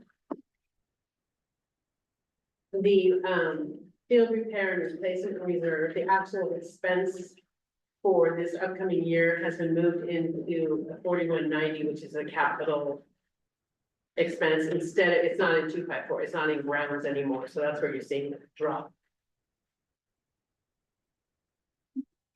So it's in a function 4 now, which is actually where it should be. And anticipation is that we can spend it to $500,000 next year. It comes off the one, and then in one of these there's only 2 it's in one of those. Off of one over there. Yeah, but that's why what I budgeted in 2543 last year probably should have been in 4190. We didn't end up spending it, so it didn't cause us any issues, but that's why you're seeing the drop. It's just because it was assigned to a different function. So it was 700. Who else? So I have another chart document. So I'm looking at this revised summary, just kind of. Here, so 21-22 counseling services, we spent $350,000 on counseling services, we spent $75,000 on attendance and social work services. And then on the next page, we spent $295,000 on psychological services. Can you help me understand where that 700 and X, what does that mean? What are we spending that on? Who are we spending that on? Yes, okay. Okay, so part of it is an intentional over budget, just because of how we have to budget and how we're trying to procure service for at least one of the pieces. So school psychology service, although that sounds a lot like a psychologist we're trying to therapy, actually has nothing to do with that. As confusing as that is, the school psychologist has a number of functions within the district. The primary one, for us right now is the person that conducts evaluations to determine special education eligibility, re-eligibility, to determine eligibility for talented and gifted programming and to help us design like interventions and service plans accordingly. We would love to have that be an on-site person, like actually hiring the person to fill that role. We've been unable to do that for the last several years, and so we've been contracting that as an online service or an online provider. But we hold out to the last minute, right, on like actually signing the contract for those services in the hopes that it would be like, you know, the unicorn shows up and actually applies. And so we budget authority in 2 different places in the budget so that we have flexibility to, we don't spend it in both places, but to either hire the online provider or hire the person, kind of depending on where we end up. For this next year, where we're kind of going with a bit of a hybrid plan, and we're actually hiring an intern, it's in their 3rd year to do some work for us, hoping kind of a little bit of a grow your own model. We're budgeting that across several different places. So it looks more than it is because of how we just got the person's flexibility there and where that might end up landing. For the school psychology. Is that why there's somewhere in there now, I don't even remember where it is one spot for a psychologist? Yeah, So ideally, that would be one person we would hire, they would be here, they would do that all for us. Those are really difficult positions to recruit for. A lot of people are going out and working with online because they like remote work and you know, get over from home and it's good on them, but it's teaching recruiting in the school setting, especially in smaller districts, just a lot more challenging. And I should have addressed that we have been looking for a psychologist, we've been looking for an SLP, so we've been putting them in as FTE because if we hire in person, they have to be paid as a person in salary. If we hire a service, they have to be paid. And so we're budgeting them in both places. So that's why the over budgeting is a little less concerning because we know we aren't going to spend it in both places. But ironically, this year, we're going to spend part of it for the psychologist that we found. Part of it will be in salary. Well, actually, no, it'll all be in services because he's going to do some contract. So we're going to spend it in a few different ways, but our goal really is to have a staff person who does that. In terms of the counseling, we have a middle school counselor, high school counselor, and elementary counselor, so those are the three you're seeing in the 21-22. And was there a third part other than psychologist? I'm sure it was. And correct me if I'm wrong, Sherry, but this has been the same practice with this example for multiple fiscal years and multiple budgets. Yeah, like all the schools in the state practically, we're looking for to fill that position, and we really want to do it with a person rather than a service. We're giving ourselves that flexibility within the budget to pay either way. There's not a psychologist yet, right? Just like the service you go to the psychologist, but the person is like a behavioral health Well, specialist or, The intern that we're hiring, yeah. they'll be in their third year of the program. Third year of the program. Getting their license, they can perform duties under the license of another licensed school psychologist. And so part of that is having somebody in the professional services, account for the online services through, and through also through Lane ESD, we've got, point two out, to utilize their school psychologists as well, to oversee the work. The idea being getting them to finish their third year, hope that we like them, have them then apply for their real job and actually hire them on as the licensed school psychologist. the third year is the last So year. they don't do- It's the last year. Yeah. I think that, right, so gifts, treats, What's that? treats are. Some ice cream social. That's right. Is there a way to pay them, like to offer a position with one?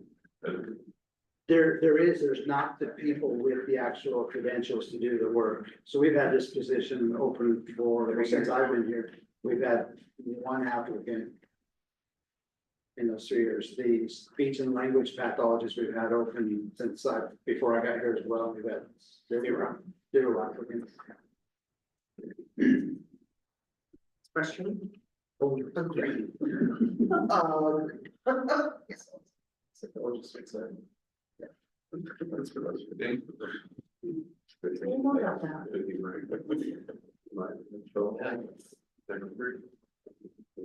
So, Jim, can you just explain for everyone, just from a state level where a bunch of school districts are going through many reductions? Here, you feel comfortable with the additions. Can you just kind of articulate why you feel comfortable with the additions when neighboring school districts are looking at major cuts? Yeah. I think the work of the previous budget committees and board, as far as being fiscally and financially sound and being conservative in their approach to budgeting, has set us up to the position where we are right now.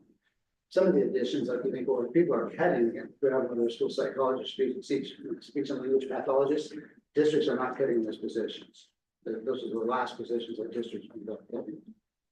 But just from I think from a financial standpoint, Pleasant Hill School District is financially conservative in the way that they're budgeted. Which has led us to the position that we're in right now. Part of that is also the ESSER funding, the federal funding around school safety.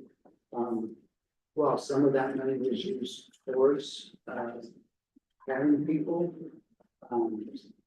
A lot of it was used towards one-time funds of doing some HVAC work around the district, safety type of work around the district. Which again set the district up for some financial success coming out of that, in the sense that we used other funding sources before using general fund funding sources, which then grew our any fund balance over the years. And now we're I don't say the fruits of the labor, the approach, but it's true. We're financially conservative. And starting in September, maybe October, Sherry would say, stop, you're spending too much. And we still have 2 months to go. And I gotta say, show me. Yeah. Would you say have you had any positions in the, I'm asking a generic question. Have you lost any positions due to grants running out, funding running out? So, yes, but, so we had position now, there was an ESSER funded position that the grant did run out of that. We took some, so that position did go away. we had a resignation of a high school teacher in the social studies department. We were overstaffed in social studies, and we took that position as a licensed position and basically absorbed the duties that the grant funded position is doing. And then looked at our just programming, and so that position does some middle school support, some high school support as well. But we don't have, we have any grant funded positions. Yeah. Yeah, I guess I mean, But those aren't necessarily grant fund, like, grant fund running out. Those are revenues off of the taxes. We have no grants right now with. And we talked about, we got to, I guess, maybe define grants as well. So some of our grants, like our title grants, federal grants that come, we also call some of our state funded items like the SSA, I guess, grants as well. So those are grants that are generally funded through the tax. You just watch your revenue as far as those comes to be up and down. We move some of our title because of the reduction that we're experiencing there under the general fund. So I guess there are some positions, but not a lot. Those reserves hypothetically will allow us to operate and make staffing decisions outside of saying, well, we just don't have the money. Yeah. They do, and they allow us to maintain, and coming in, this is understanding, I'm finishing my third year. Finishing my third year. No one has ever come and said, Jim, Pleasant Hill School District prioritizes class size as a number one item, but through working through the system enough, I can say that class size is extremely important. Especially at the elementary level, and we've said, and worked with the board on what those class sizes are when we go through our enrollment projections, and also considering in-district transfers. And the same thing at the high school, there's a pretty long-standing tradition of having a lot of singleton classes, advanced placement classes, college now classes, which often carry a really low class load of students, but it's been a long-standing culture. So part of that is being able to keep that long term is we have to be financially conservative because they will go away quick. Personnel costs make it for every budget.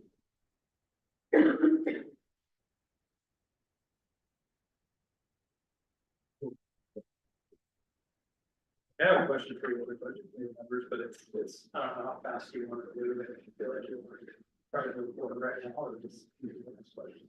Well, just keep asking if anyone has any questions.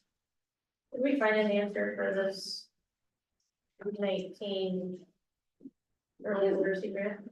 I'm still looking at so. Not check. If you remember, this was, we had the carryover.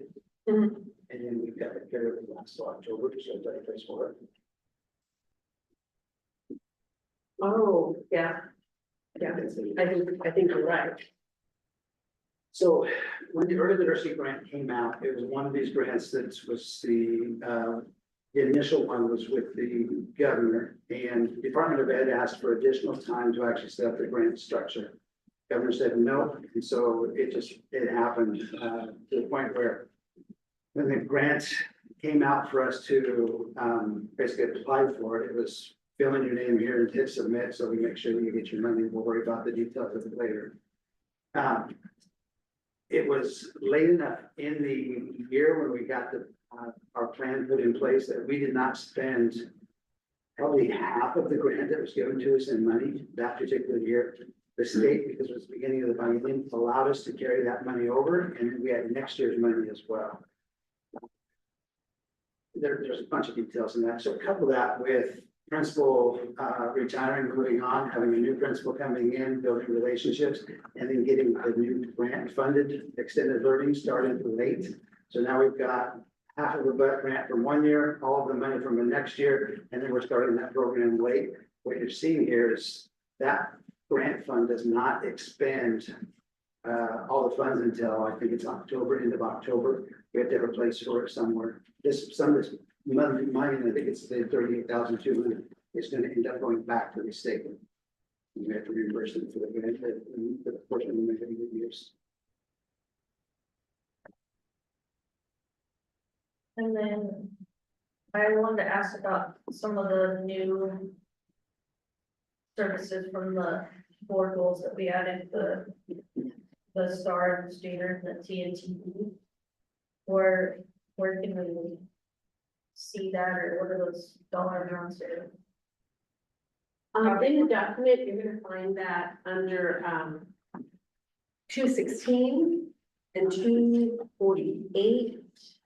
In terms of funds, special funds. And, I know that's where we bought some of the software. You want to start with Star? Sure. Was it which one? That one was instructional. Here we go, so that's gonna be. Let me look at it.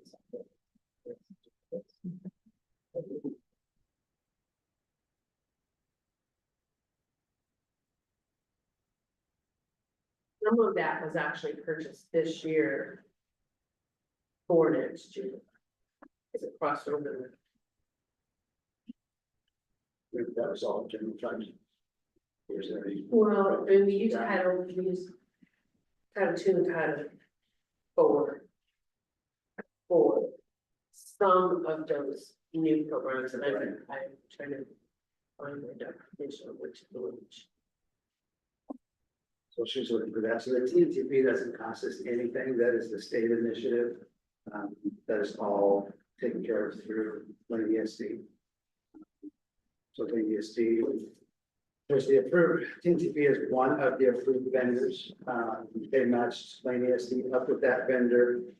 Lane ESD provides the charges for the TNTP and then applies to the state and state members. With my cost there. There'll be a combination of factors with STAR. If I remember right, majority of it coming in a general fund, but we were able to use, I believe, some Title II money, which is federal grant money that we had. And what we did is we had some Title II money that was not going to be spent in the current year. So we asked that we'd be able to reallocate how we originally planned to use that money so we could spend it in this year. So we had STAR actually invoices for some of that cost in this current year so that we could expend other funds first, other than general fund. The Studer money, similar situation. That's a quarterly billing. It is mostly it's paid out of Title IV. Some of it is going to be, again, we rewrote some of our Title IV grants so that we could get it expended this year, expend all that, and then we've got Title IV moving into next year. That will be one situation where, based on federal government decisions, if they decide, for instance, not to fund Title IV, that we will have to look at other ways to be able to pay for that cost.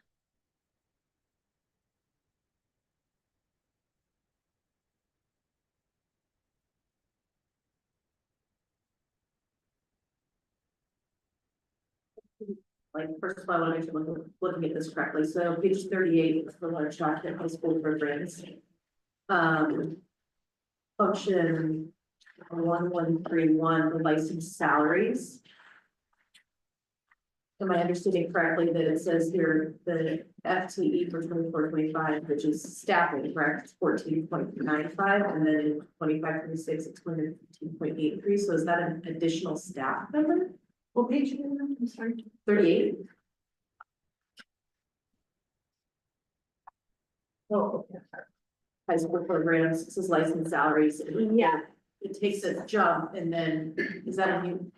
This is what's, it's a little hard to look line by line on board 131, and part of that is because. If you have a social studies teacher who then teaches 2 periods of PE. They're gonna get moved FTE, so the overall FTE didn't really change, but the assignments changed, so. We budget them based on what happened last year. I mean, no, sorry, we're budgeting next year on what's current. But last year when we budgeted, it may have been different, because these people, they move around, their assignments move a little bit here and there all over the place. But overall positions, the only thing that changed at the high school is that we have a part-time teacher who went from 2 classes, 2 periods to 1 period. That's the only change staff-wise, but the assignments will change all the time. So the way I got there was looking at the whole funds, the 1131 high school programs and seeing that difference Oh, the 296. of almost 300,000. I was kind of trying to like trace it back and understand exactly what all that is. Because it's a 1131, that really means high school programs and it encompasses a ton of things. Yeah, so more is like a bunch of little stuff that adds up to a big increase. Is that what you're saying? Yes, I mean, because like software purchased for, well, that's not a great example. Let me see if I'm looking at. Let's see if I can just pull.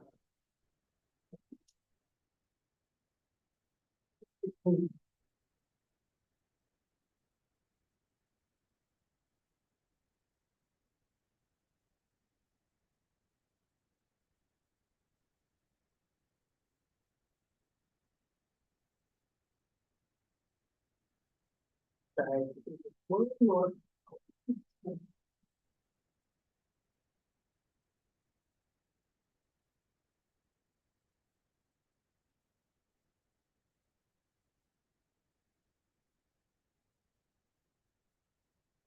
So. Yeah, I mean, it's salaries is a big portion of the 1131, because it's gonna be your high school teachers, but like. Right. Janitorial supplies are gonna be. Well, that's not a good example. I don't think you can. Teacher classroom budgets. Are gonna be under that, so when they buy supplies. What's the 216 OPSRP tier 3? What's that? First.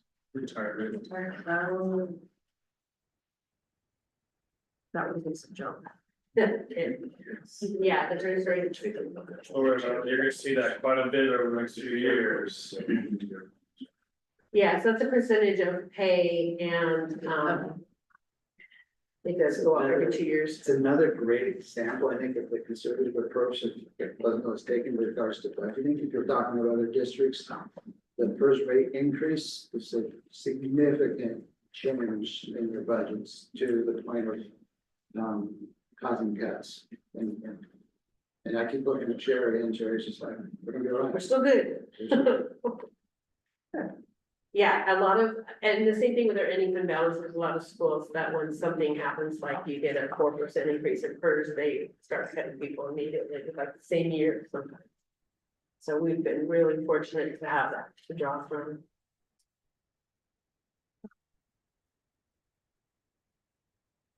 Yeah, I mean, like $1,000 is copier costs. Yeah. Increase the copier rental. Yeah. And so it's just, it's all over the Kind of place. trace it back. It looks like there's a lot of like little jumps. Yeah, and so what part of what we do is we look at last year, it's like, well, repairs and maintenance went up $3,000 in this particular field, which is also probably related to copiers or some sort of office equipment. And so we look at where we met budget, where we could cut and where we could add. So it is all over there. Probably like 300 lines of expenses under 595 lines of expenses with the 103. Yeah. Function. But I don't see anything that jumped huge. It'd be huge about hers is one of the big ones.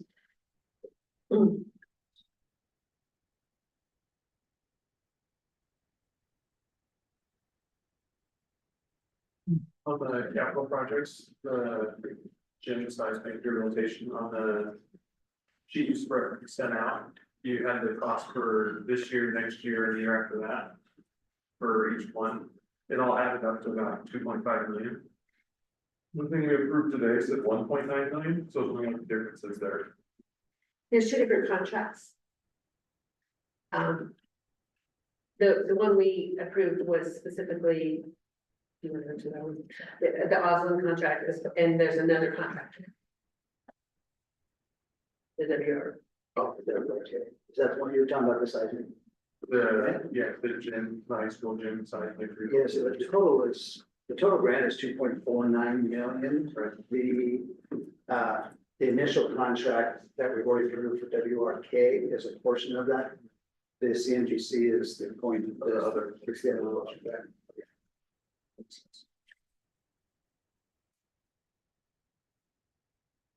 I know there's a field committee that's kind of met. I don't know if anybody looked out there. I was one of the fools chasing kids around for this.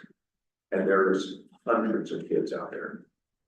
But has, like that field committee, have they asked for any funding to fix any of these, the upper ones, or had any ideas of? Not formally, no.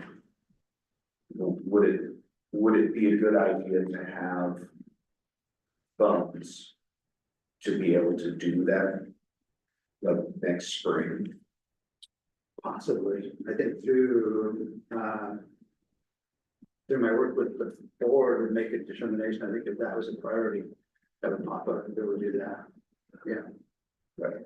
But it would be, would it be important to put some money in there now to give the board the ability to spend it? Or, I mean, how does that, because there's a lot of extra money with the psychology, you know.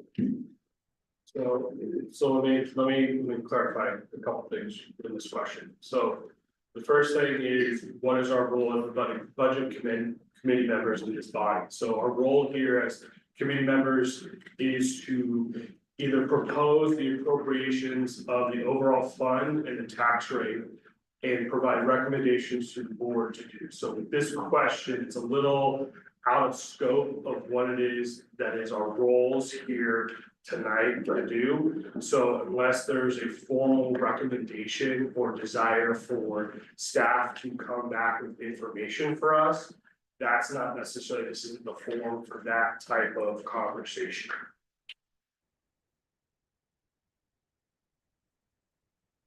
So if you have a desire to see something that you would like Jim or Sherry to present to us, that's what you would have to ask for. But we wouldn't have a discussion on, moving things around and how does that look like for the board? We would have to Just adding money to. we would have to ask them to present us an option to look at, and then we would say, we like how that looks in the appropriations, and then that's what we would approve, and then the board would have the ability to make decisions based on that. Yeah.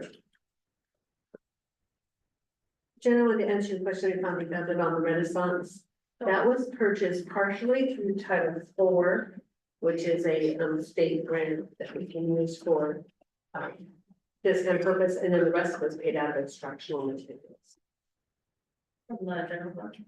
No, it's a reserve fund.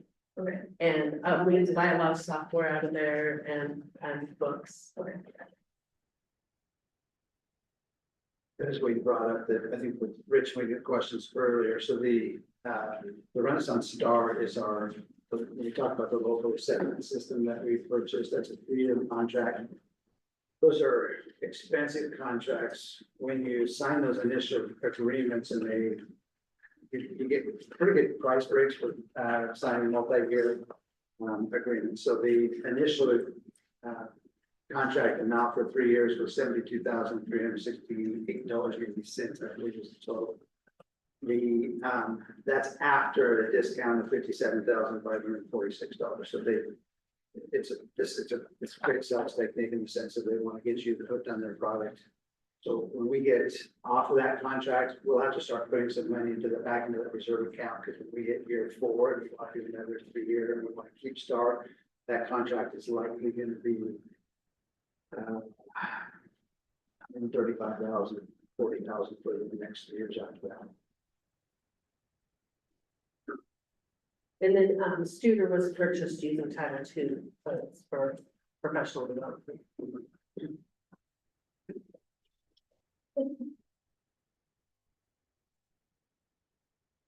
The 72,000 number you just gave, that was for That was the remainder of this year for sure. That was the grant total for 3 years. We're in contact.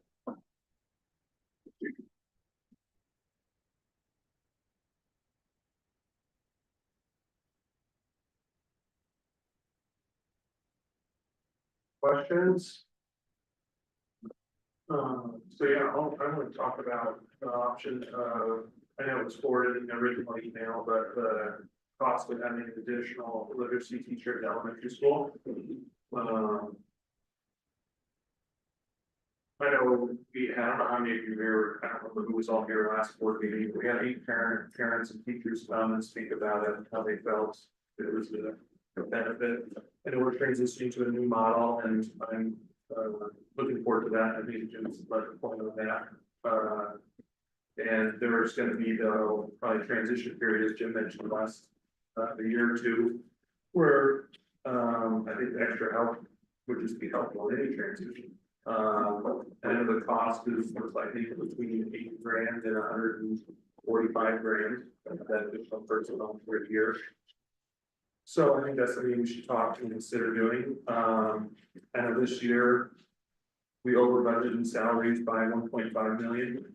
But that's because we have those open positions, we're looking to hire and don't hire them, so there's that extra. It sounds like we're probably not gonna get hired this year either, so. So I don't know if anybody else had any thoughts on that, or if you want to clarify any other information on that.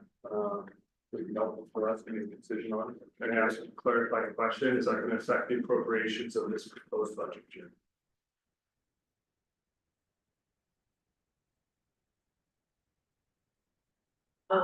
It is not in this budget. So yes, it is. Yes. So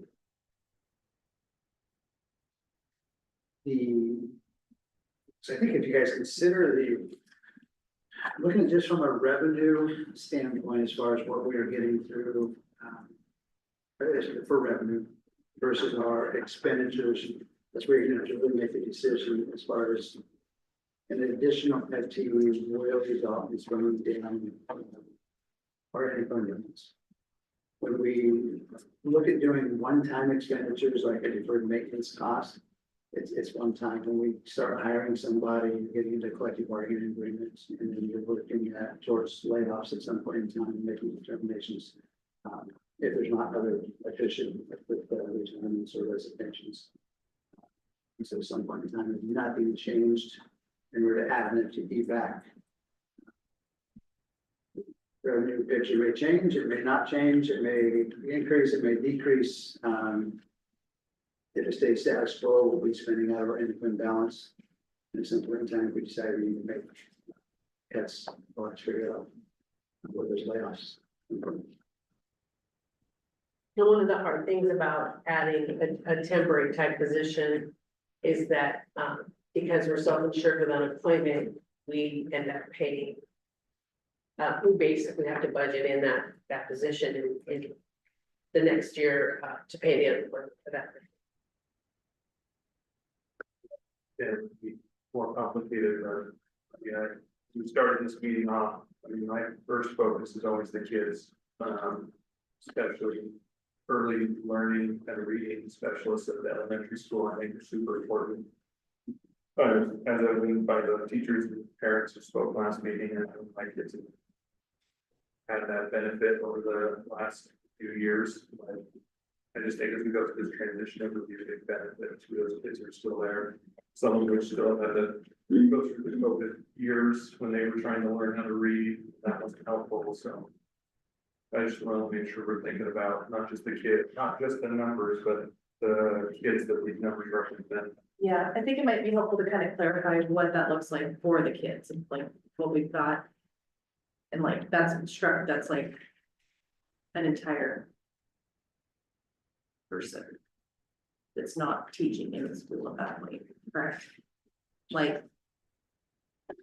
that's Miss Thomas, Miss Wolby versus going to now just Miss Thomas, is that correct? Or as far as instruction for the kids? Title I resources, yeah, one licensed teacher versus 2. So she would be teaching, she would be instructing K through 5 entirely on her own rather than the model that it is currently, where we have 2 teachers between those. Right. Is there a way you could please say no if it's the right answer. Is there a way you could summarize?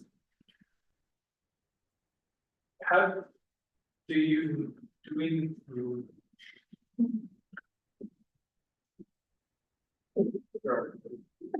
You feel as though, to Drew's point, that additional direct in front of kids resources for literacy at the K-5 level will be enhanced if you have more people with the kids, specifically understanding there's multiple ways to tackle problems, specifically though.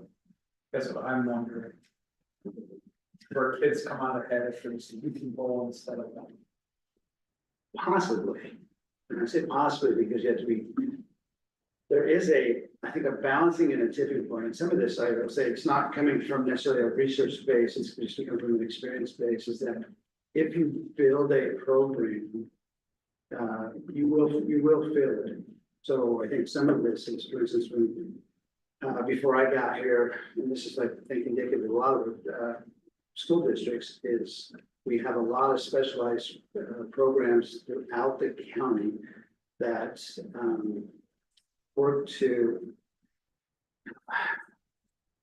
teach students with specific disabilities.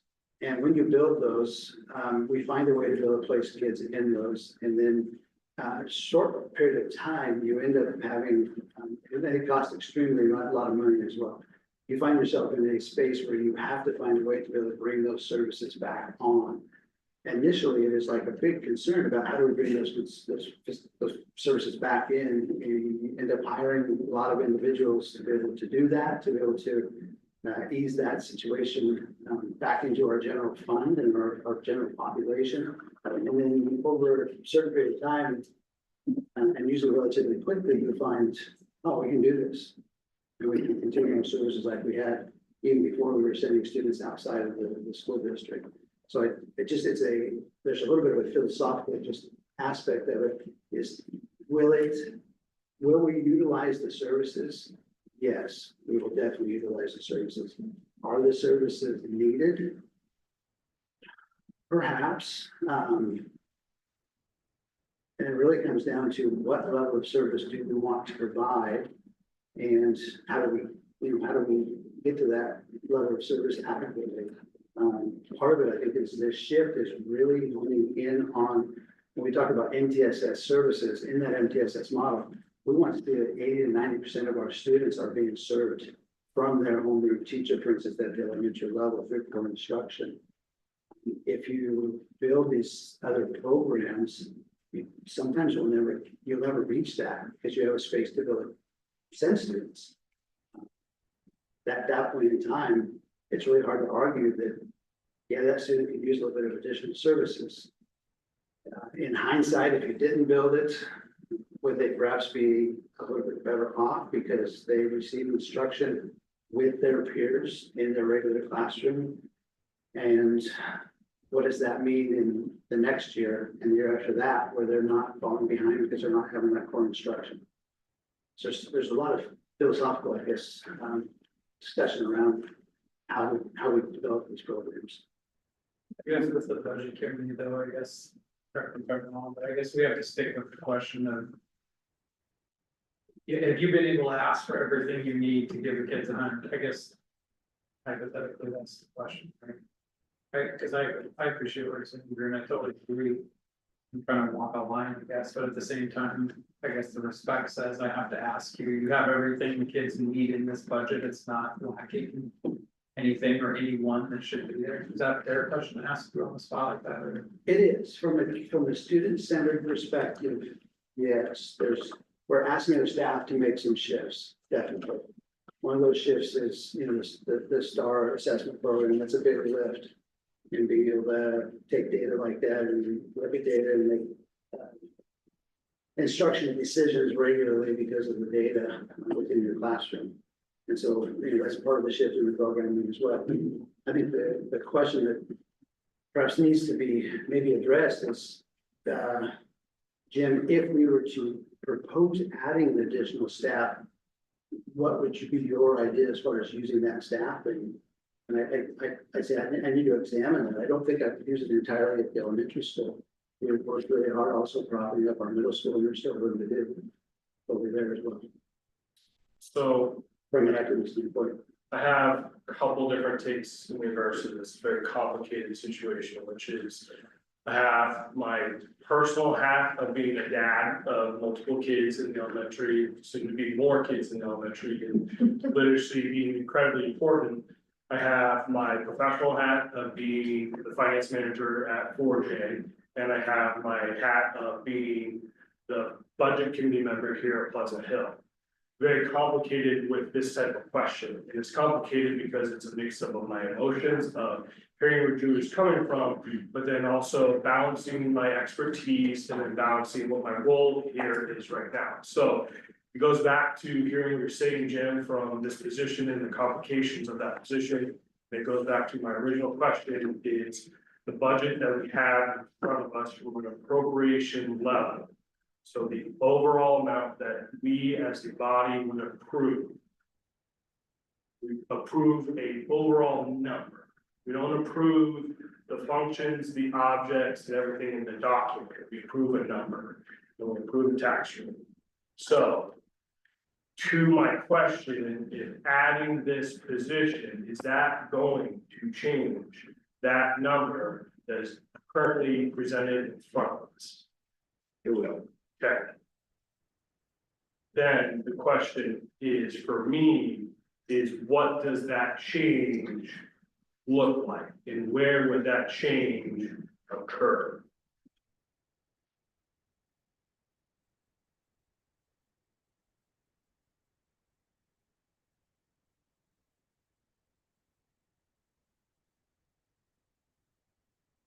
I think it's gonna create a larger deficit in our operating expenses. But we do have that, it's not clean because we just said we've got two positions in here that we haven't been able to fill, but we put money towards. And so I mean, are we gonna run out of money if we do this? No. Was it in our intention in the budget?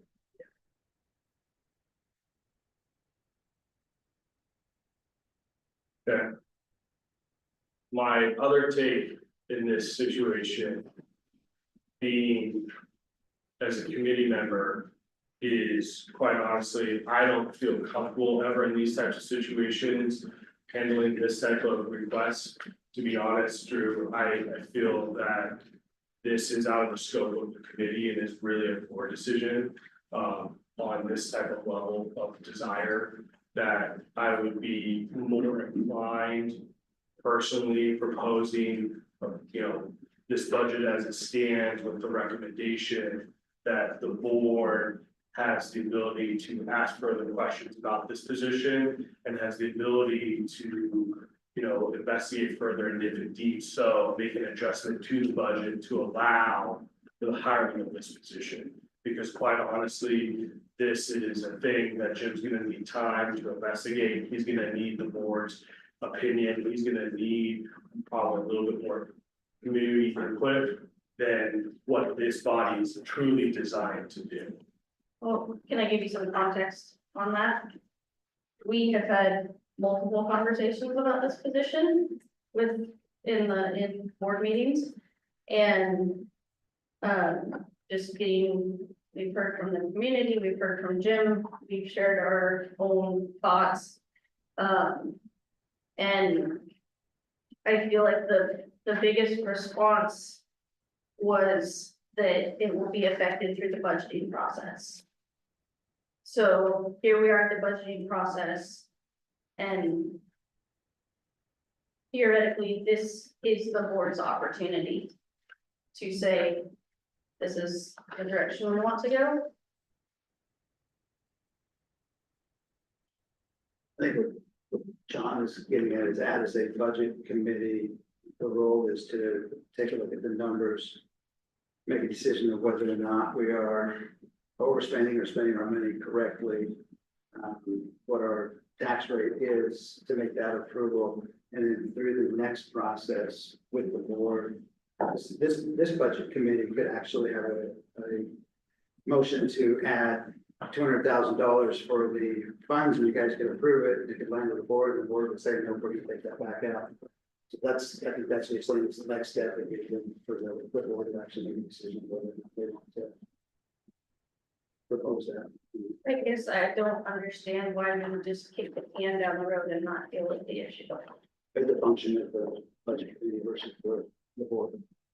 Because all we can do as a committee member is provide the motion, the recommendation to the board. The board is the governing body that actually truly approves the budget. It's not the budget committee approving the budget. We say we approve it as is, and that's why you have hearings to have multiple hearings and then actually approve what it is. We can provide, like I said, to Jen's point, we can provide a motion within the recommendation of the currently constructed budget for you guys to review this position. And to your point, Jennifer, it sounds like, you know, to force the issue of making a decision. We can help you do that through through a third motion to put that on for when you guys have the budget conversation to do that. Based on what you guys said, we just need to make a motion to approve an increase of $150,000, and then the board will decide if that's how we want to spend it. I would propose the motion to keep the budget as currently constructed with a follow-up motion for the board to review this position, and if it so deems fit, make an adjustment to the budget to allow for the position within it. So I would say, I would not do anything with the budget, and I would say the motion for you guys to review the position, and if you guys deem fit as the governing body to make the adjustment within the budget as you have the power to do so during that meeting. Or that, in that scenario, that would require reshuffling where funds are spent, we wouldn't be appropriating additional funds to what's already here, correct? So does the budget committee ever have to come back into the process if that was to happen, or? No, not because that part of the motion would be established. Because if we all agree to that part of the motion, then we're giving the board the authority and the ability to make that change. We're relinquishing our rights at that point. This is tough for me because like what I would say as a parent, to me is different from this role. I have tons of questions that I'm not gonna ask right now in this forum. And at the same time, I'm hearing at least one of the board members tonight. I don't speak for your group, but possibly two, saying, hey, we've talked about this. It sounds as though there's two perspectives on it, at least two perspectives on it. And that we're arriving at a point where maybe the expectation was there would be more direct comment. As a budget committee member, I feel like all I can do is go back and ask over and over again, or do you have everything you need? If you don't, we'll make the motion and add it if we agree. Because to your point, Sherry, it is deficit spending, and I hate deficit spending. I do, absolutely hate it. But at the same time, to me, philosophically, the board works for the parents. The administration works for the board, reports to the board. And so if there's something missing there, that'd be very helpful for me as a budget committee member, you know? Because I respectfully would have a problem making a motion, but it's hard to do it a little bit, which is kind of how I feel at this juncture. In the same way that you rightfully brought up the safety issue a couple years ago, just it didn't feel like the right time, I guess, right? And so we ended up not doing it. So that's kind of where I feel like I am, but I'm more than willing to sit around for another meeting if we need to do it. But I feel like Drew's comments, though, are trying to bring you out of the dark and shed some light, but again, the concern is like, well, that's in the next step, it's in the next step, it's in the next step.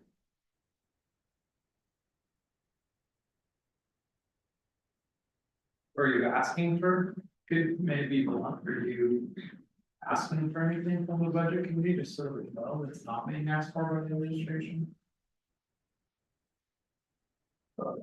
Are you, are you maybe, if you're ready to answer that?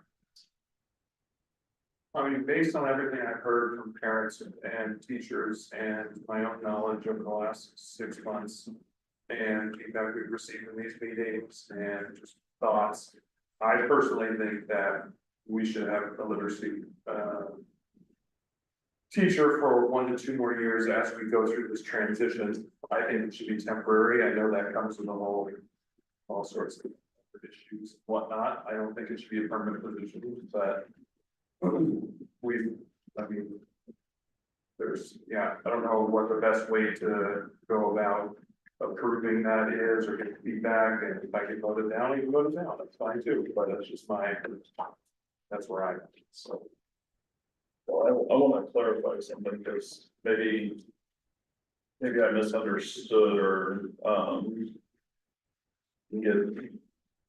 or maybe there was more than one thing you said, but my general understanding after hearing public comment over the last couple of meetings is that there was concern that the instructional coach was taking the place of this reading specialist. And the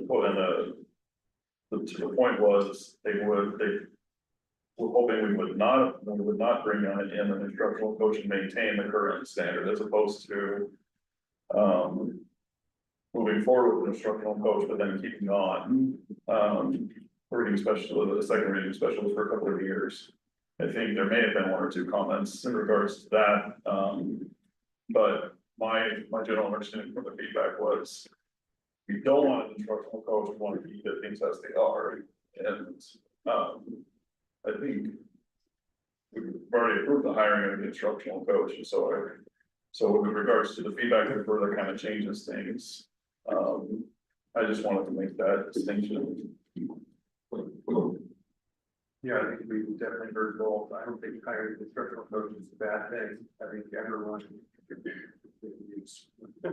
You know.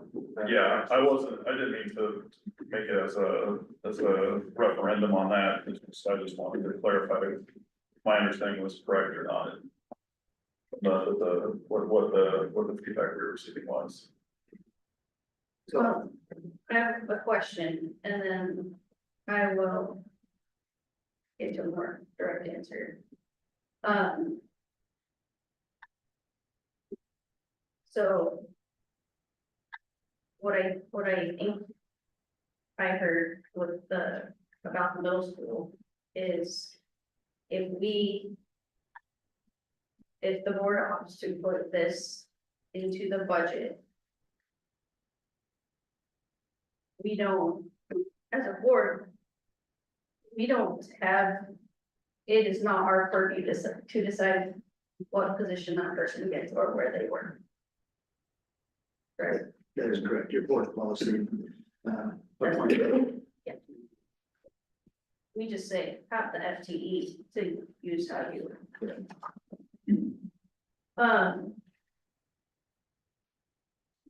I think that the literacy direction that we're going, that is in our integrated guidance plan, and now with this, the Senate bill and the House bill coming out, that if districts are not meeting their benchmarks, I think that the retribution started in 3 years. First part. Yeah. Then the state comes in and starts directing money and putting you on a plan to in turn meet those goals someday. And one of the things that the state will demand at a certain point is that you have an instructional coach. So I think being a bit proactive on that and bringing this person in is a good thing. I'm glad that we are finding our way through an assessment system that's gonna allow us to serve our kids better. That we're looking at our literacy instruction so deeply. My fear is that if we don't have all the supports that we need then this reform that we're pursuing to be better is going to fail because we didn't fully support it. From the instruction side, from the admin side, from the board side, from the budget side. I think it all has to be there to make a program and a process and truly a reform happen.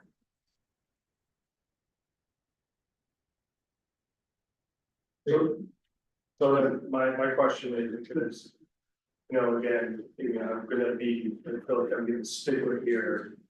But, you know, conversation like just heard, is more leaning me towards, again, that this isn't necessarily the forum for this conversation.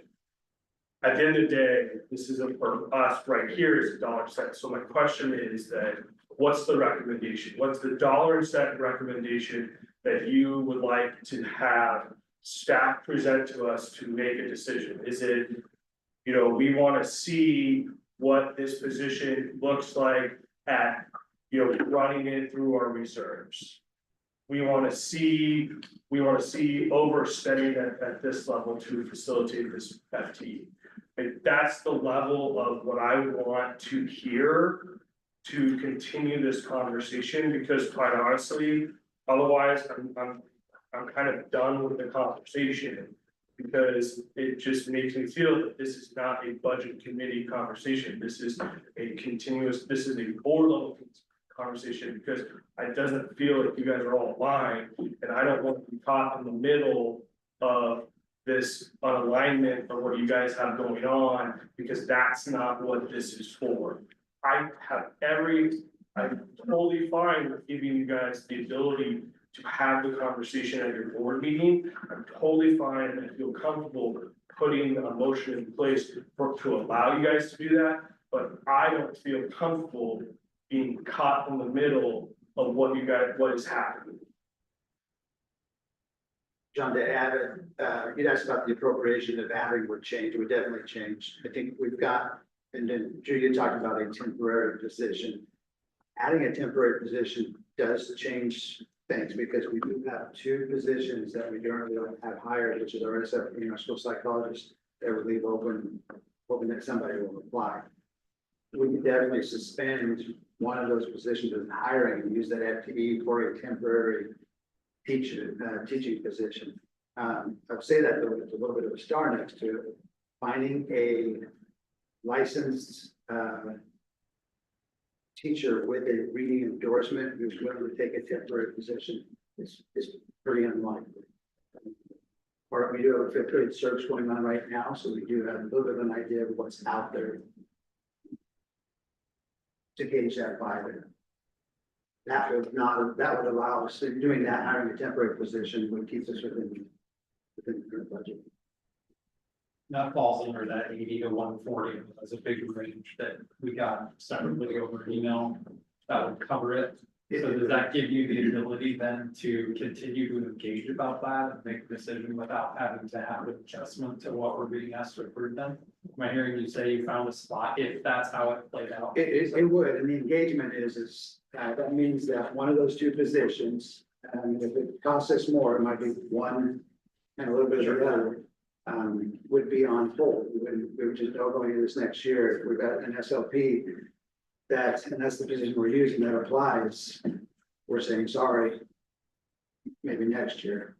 And then we go and see if we can find a temporary. Big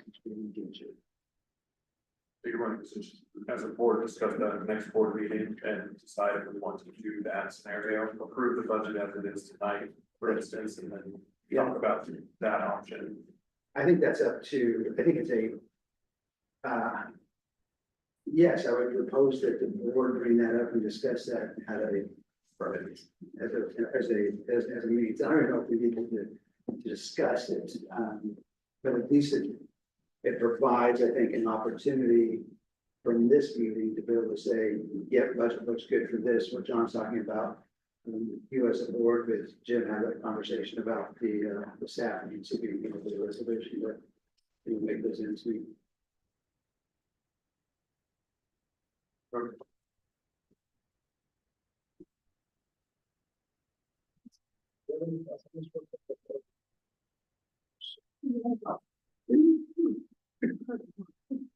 have lots of thoughts, but I kind of am unsure, like John keeps saying, like, this is not the forum, this is not the forum, like. I don't know if. Like, my questions are like, why is it temporary, or like. What end goal are we getting to, like, we just need it for this amount of time until. What, right, like, those are my kind of questions, and like, there's just a lot of conversation around, like, that's not what we're here for right now, so I don't, maybe I need to. In the short term, if it is not temporary, we have state statutes that have to follow in terms of the licensed individual, so I can release somebody by not extending or not renewing their contract if they are probationary.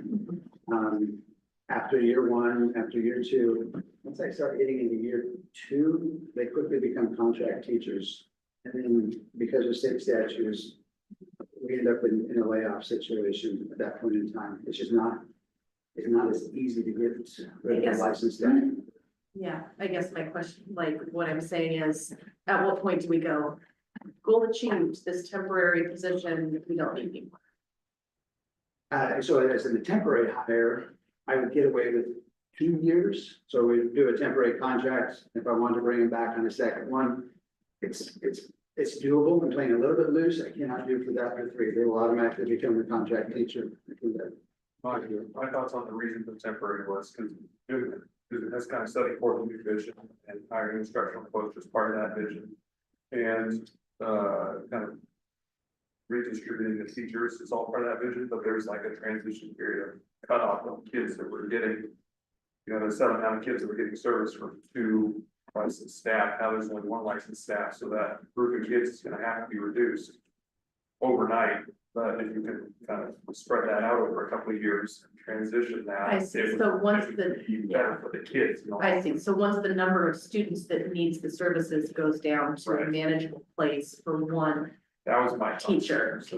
So that's like the goal we're getting to, is Yeah. that point? And that's the philosophical side that I talked about, that you may not ever get there in your place if you make a place for students to be able to go for those services. Yeah. You never do realize.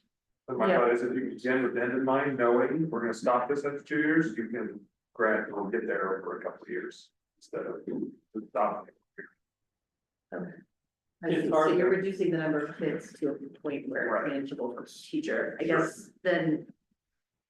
Like, the follow-up question is like. The goal is like this commitment to literacy, right? How does. Taking that instruction away. Support the goal of early literacy foundations. That you've got here, like it talks about the implementation of structured 90-minute literacy block, entry grades, like that's an expansion of. Yeah, so from a staffing standpoint, it allows us to hire the instructional coach, which helps us come back in and have embedded professional development, work with teachers on the new start assessment to be able to strengthen their core instruction. And that's that MTSS model where you want to have your core instruction meeting the needs of 80 to 90% of your students. And so, to get there, you've got to improve your core instruction. And that's not a criticism to say our core instruction is bad, it's just an idea that our services are going to change. Making it more That is robust. the heavy lift for teachers, yeah, we're making the change. It's hard though, because like from a budget standpoint, to John's point, and I don't, we might even not necessarily line up what this issue is. I have no idea, I don't particularly care what's about, but like, it's hard because we can't. I feel like we either have to say, we're proposing, we got money. I feel like if we get too far into it, we could line up everything. Well, we need another 5th grade teacher, so we're gonna tell you, we're gonna give you 100, if you're not gonna hire them. But the board who is working with Jim and all these agree or disagree with each decision they make, that's where I'm from myself, maybe you're in the same spot. It's just like, that's why I kinda, I feel like we can ask, and Jennifer, your input, and Drew, your input is appreciated, we need that, but I almost feel like we get to a point where it's like. We can, what do? We can put money in there, but I mean, the nice thing about this, and I'll get my deficit spending coming out of the way, is that I hate it, but then at the end of the day, they always have money that they can spend, because they don't, unlike most individuals on planet Earth, don't spend it just because it's in their bank account, which I want. Yeah. That's true.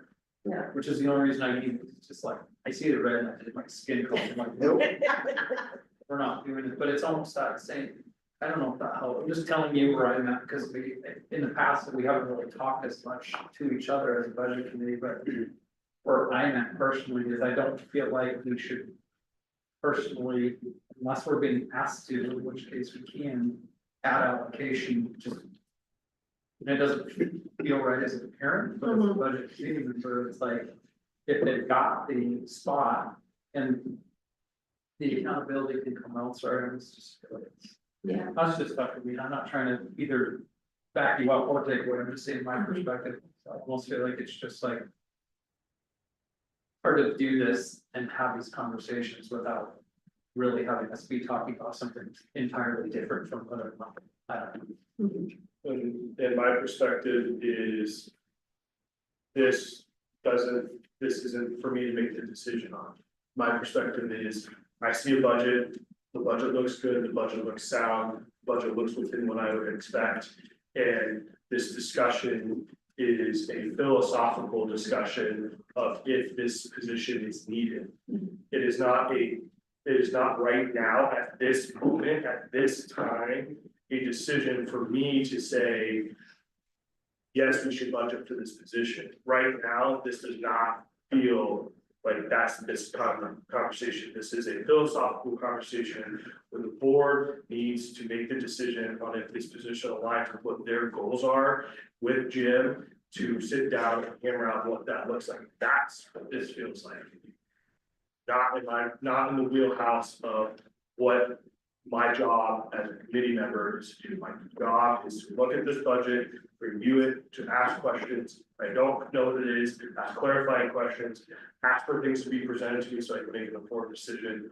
I feel comfortable with everything that I've seen in regards to it, to feel good with where this budget is, and know that the board is going to have a second look at this and have the ability to continue going and vetting this out with district staff, which is their job and their roles, to make sure that if this doesn't happen this year, to come with a better plan or with Jim to present to us next year to make sure that this is a sustainable and thoughtful recommendation for us to then say, yes, we approve this, and this makes sense. At this juncture, I don't see it.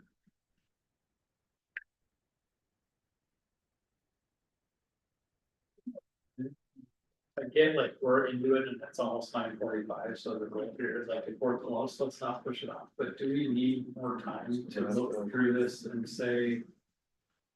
No, I can comment on what's here, but I can't comment on what's not here, and we can't bring things and say we're proposing a parking lot paint fund. Jones, whatever you think of. But it's hard to do that specifically for me to do that specifically for the situation. In fact, I almost like would specifically because it's like, it's. Do we need more time? So here's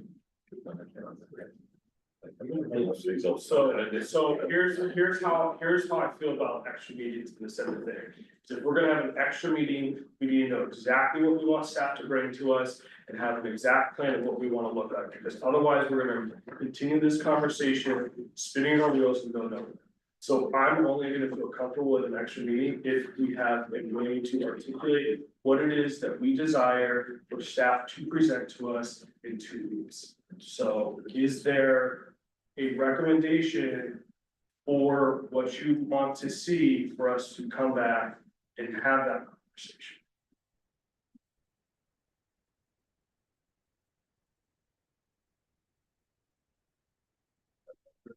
We have like an alternate budget for those, with, that would show both those and kind of go through. So how I would structure. How I would structure it would be a third motion for the board to review the position. When they go through the process of public comment, and if they so deem fit, based on those conversations, have the authority to make an adjustment to the proposed budget. That's how I would structure it, so therefore, it is saying that our first motion would be to pass the appropriations as they are currently at, pass the tax rate, which is currently at, and then the third one would then give them, that third motion would be to say to the board, we are giving you the authority to review this position with district's tax staff, and if you so deem fit, make an adjustment to this proposed budget, as long as it does not affect the tax rate, which should. Then that gives them the ability as a governing body to have the conversation, to make the decision, and then they can make the adjustment in the budget that's put forward. That's how I would structure it. We can ask for a proposal. You can ask for one, it'll turn Jim, sorry. We'll turn the email that he sent us, giving us a approximate range, add a position essentially, right? And send it right back identically with the position there. Hypothetically, we could approve that and they could decide not to move forward with the position too, that's the other way. But it does, I mean, I guess that would create more. Would it create more specific conversation? You're gonna see in addition to 1.0 FTE staffing out of the general fund, and we're gonna put a number to it on a best guess as sort of that position would cost us.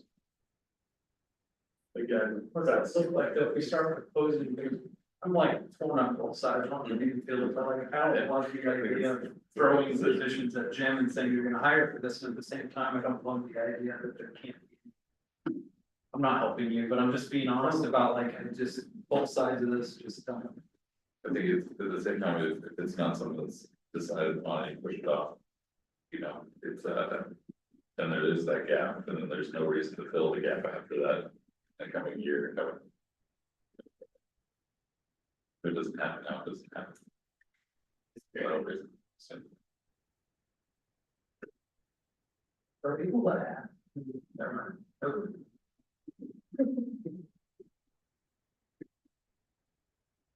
I think I can appreciate the frustration of feeling like this is just getting kicked down the line over and over again, things like that. And it makes me nervous to say, like, what you just talked about reallocating like that speech language or the psychologist. Like, I know it's been 3 years, but what if then all of a sudden an SLP comes along, right? Like, that feels scary to me too, as a parent of a kid who needed an SLP in-house. So I guess I just want to say that I appreciate the frustration with this kind of kick down the line thing. And I don't know what to do either. so. I have two recommendations, which is, the first recommendation is. If we are so set on continuing this discussion. Then we go forward with the June 2nd meeting, but with the recommendation. That district staff will supply us with a breakdown of what this position looks like and what that appropriation change would be presented for us. So we want to see two different budgets. We want to see our current budget as this is currently in front of us with no changes. And then a second budget with that addition and how that would affect to your best abilities. That would be what I would want to see in the meeting on the 2nd. That's one recommendation. The second recommendation is we approve this current budget at this current level. Under the three motions, motion to approve the budget and the appropriations, motion to approve the tax rate, then the third motion to have the board review the information presented by district staff relating to this position, that they deem that this is an appropriate appropriation or appropriate addition, that we give them the right to make an adjustment to the budget. Those are the two options that we have. And that's an adjustment to the budget within where things are allocated here, not necessarily reminding of record. Correct. No, they can They can still make, You can add stuff, they can still make an adjustment, yes. you could, we could, if we hypothetically made a motion, approve this budget as it is. Jennifer, Drews, everybody on the board could still add a position to that budget. Or make a motion to approve, are we there yet? Yeah. We had a reconvene question, it's in general that on previous years. You don't. Not for the- It's if you hit a certain percentage level. Because that was my fear, was that like we would approve tonight and then it would create a situation where, Good night. is it? How much, is it, it's either 5 or 15, that's funny that I can tell you the difference. So of the overall budget, so if you had said, I want to change and put, you know, you'd have to put 2 million in there to hit that. Before you have to say, we need the whole. That's all I have to use. You know, room for. So I said, that piece, but just the deficit, I'm just speaking internally, deficit drives me crazy, people can't count on the numbers. But what I'm seeing is we have a deficit partially because of funds that are gonna come back, so we're not actually operating with deficit. I hate seeing 8.5, and I get some comments we made in past meetings about you carry this huge reserve fund in and it sucks for your union negotiation. Cause they're like, well, you're stacked with cash, you're sitting there stacked with cash trying to save jobs, and it's like, well, we can raise, so it's really tough. Having said that, my personal perspective is because every single year it's come back, well, we didn't spend this because we didn't need it. For that reason, my motion would be to approve the budget as it is for 2025, 2026.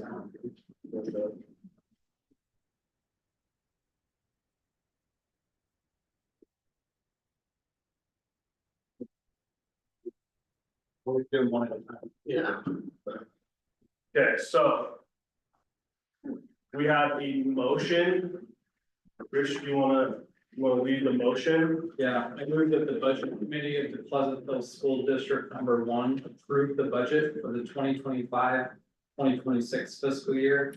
In the amount of $33,616,282 for all funds. This represents a general fund total of $22,750,293. A special revenue fund total of $9,115,989. And a debt service fund total of $1,750,000. Is there a second? Second? Okay. Leslie seconds. We have any discussion? Further discussion on the motion? The ability for them to adjust it is gonna be another motion here in a minute. Right. So all those in favor, please raise your right hand, say aye. Aye. So that is a 5, 6, 7. So all members outside of Jennifer. Wait. I'm sorry. You guys supposed to vote? Yes.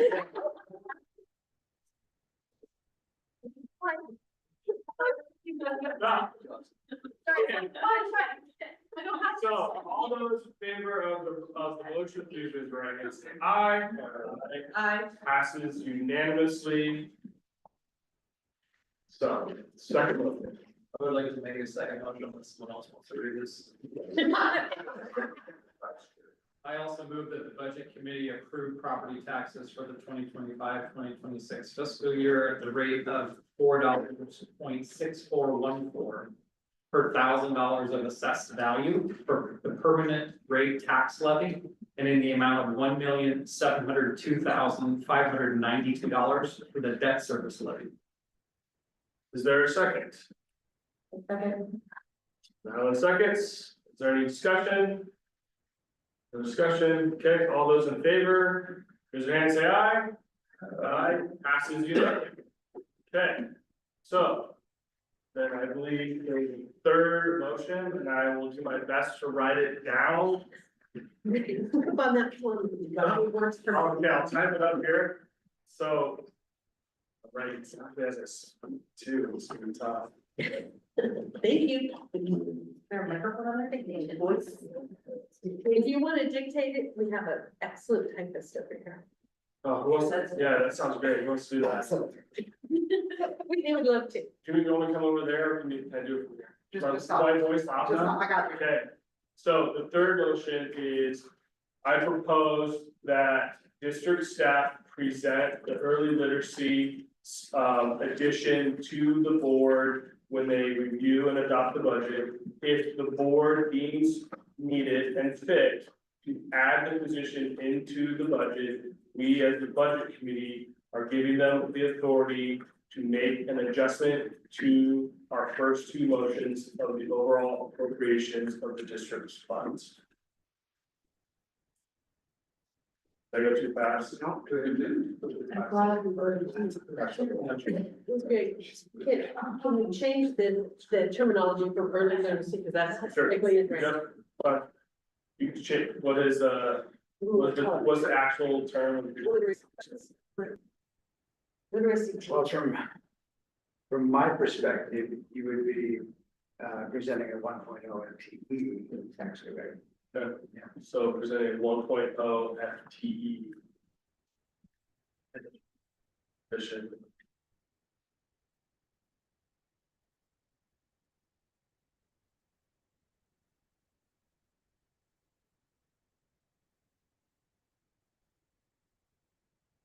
So. Let's say it one more time, I'm sure it's all going to pass the answers, but I'll. You have to say it the same way now. Yeah. Would you like me to read it? Yeah. Oh, good idea. Oh, you're gonna want me to read this back to you. She's fixing the typos. It's in here. Those district staff present. 1.0 FTE. Condition to the board when they review and adopt the budget. And if the board deems needed and fit to add that position to the budget. Budget committee gives them the authority to make adjustments to the first two. That's correct. That's the one. I'll second that. Okay, is there any comment or discussion on the motion? No. Okay, all those in favor, raise your hand, say aye. Aye. Passes unanimously. There we go. The budget is adjourned for the next fiscal year, fiscal year 25-26. Thank you, everyone. I like that. Sounds like, didn't it? Very good job. Yes.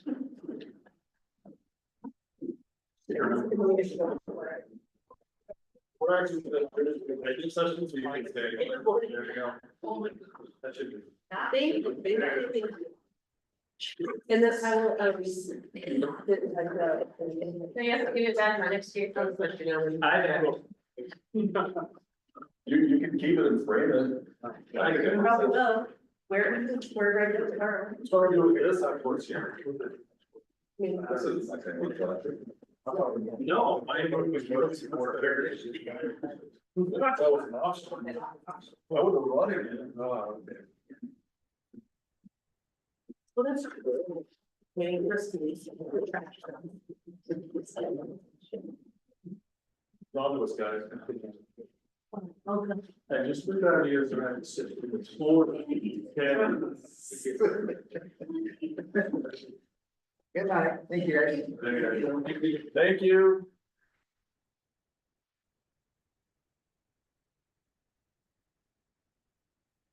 Doing the regular board session. Brings us to board communication and board event calendar review. We're right down to the very end. I don't see any new events on the calendar right now. We've got graduation coming up.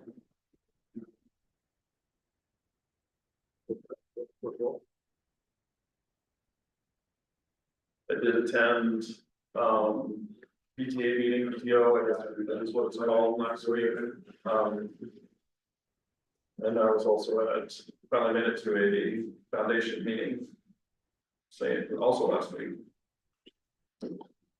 And that was, I mean, both were really interesting to me, and especially because I don't think I've been in the elementary library since I was old, when I was in school here. That was a big deal. But also just being a part of the elementary again was really nice. But that's a fun group because it just, they get to do nothing but positive stuff, and supporting teachers and things like that, so that's great. And the same with the foundation, they were talking about all the scholarships that they're gonna be handing out. Students. That's why I was like, ooh, I know some of those students. That's awesome.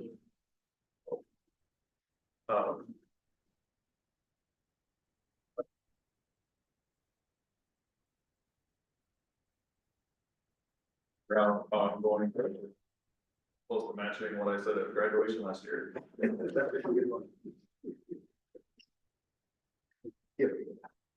Out to the talent show, the evening one. It was something. I've been to those.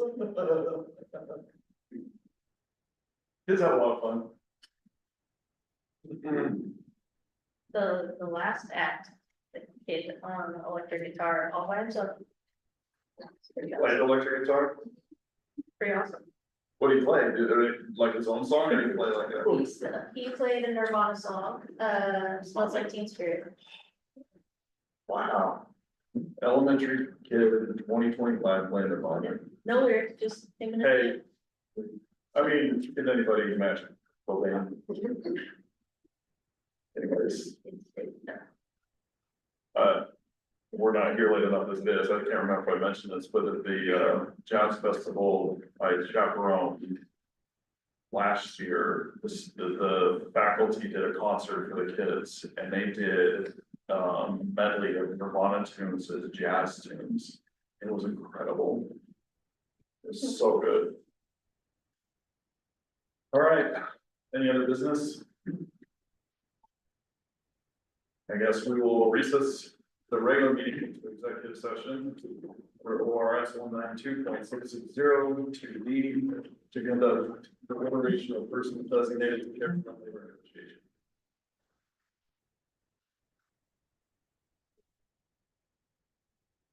Yeah. Thank you guys for that. Thanks for hanging in there.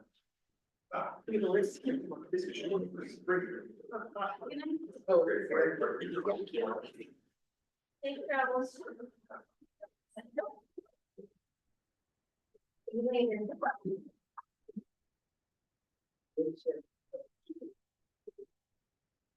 Are we good? We are good. Okay. So No, wait, hold on.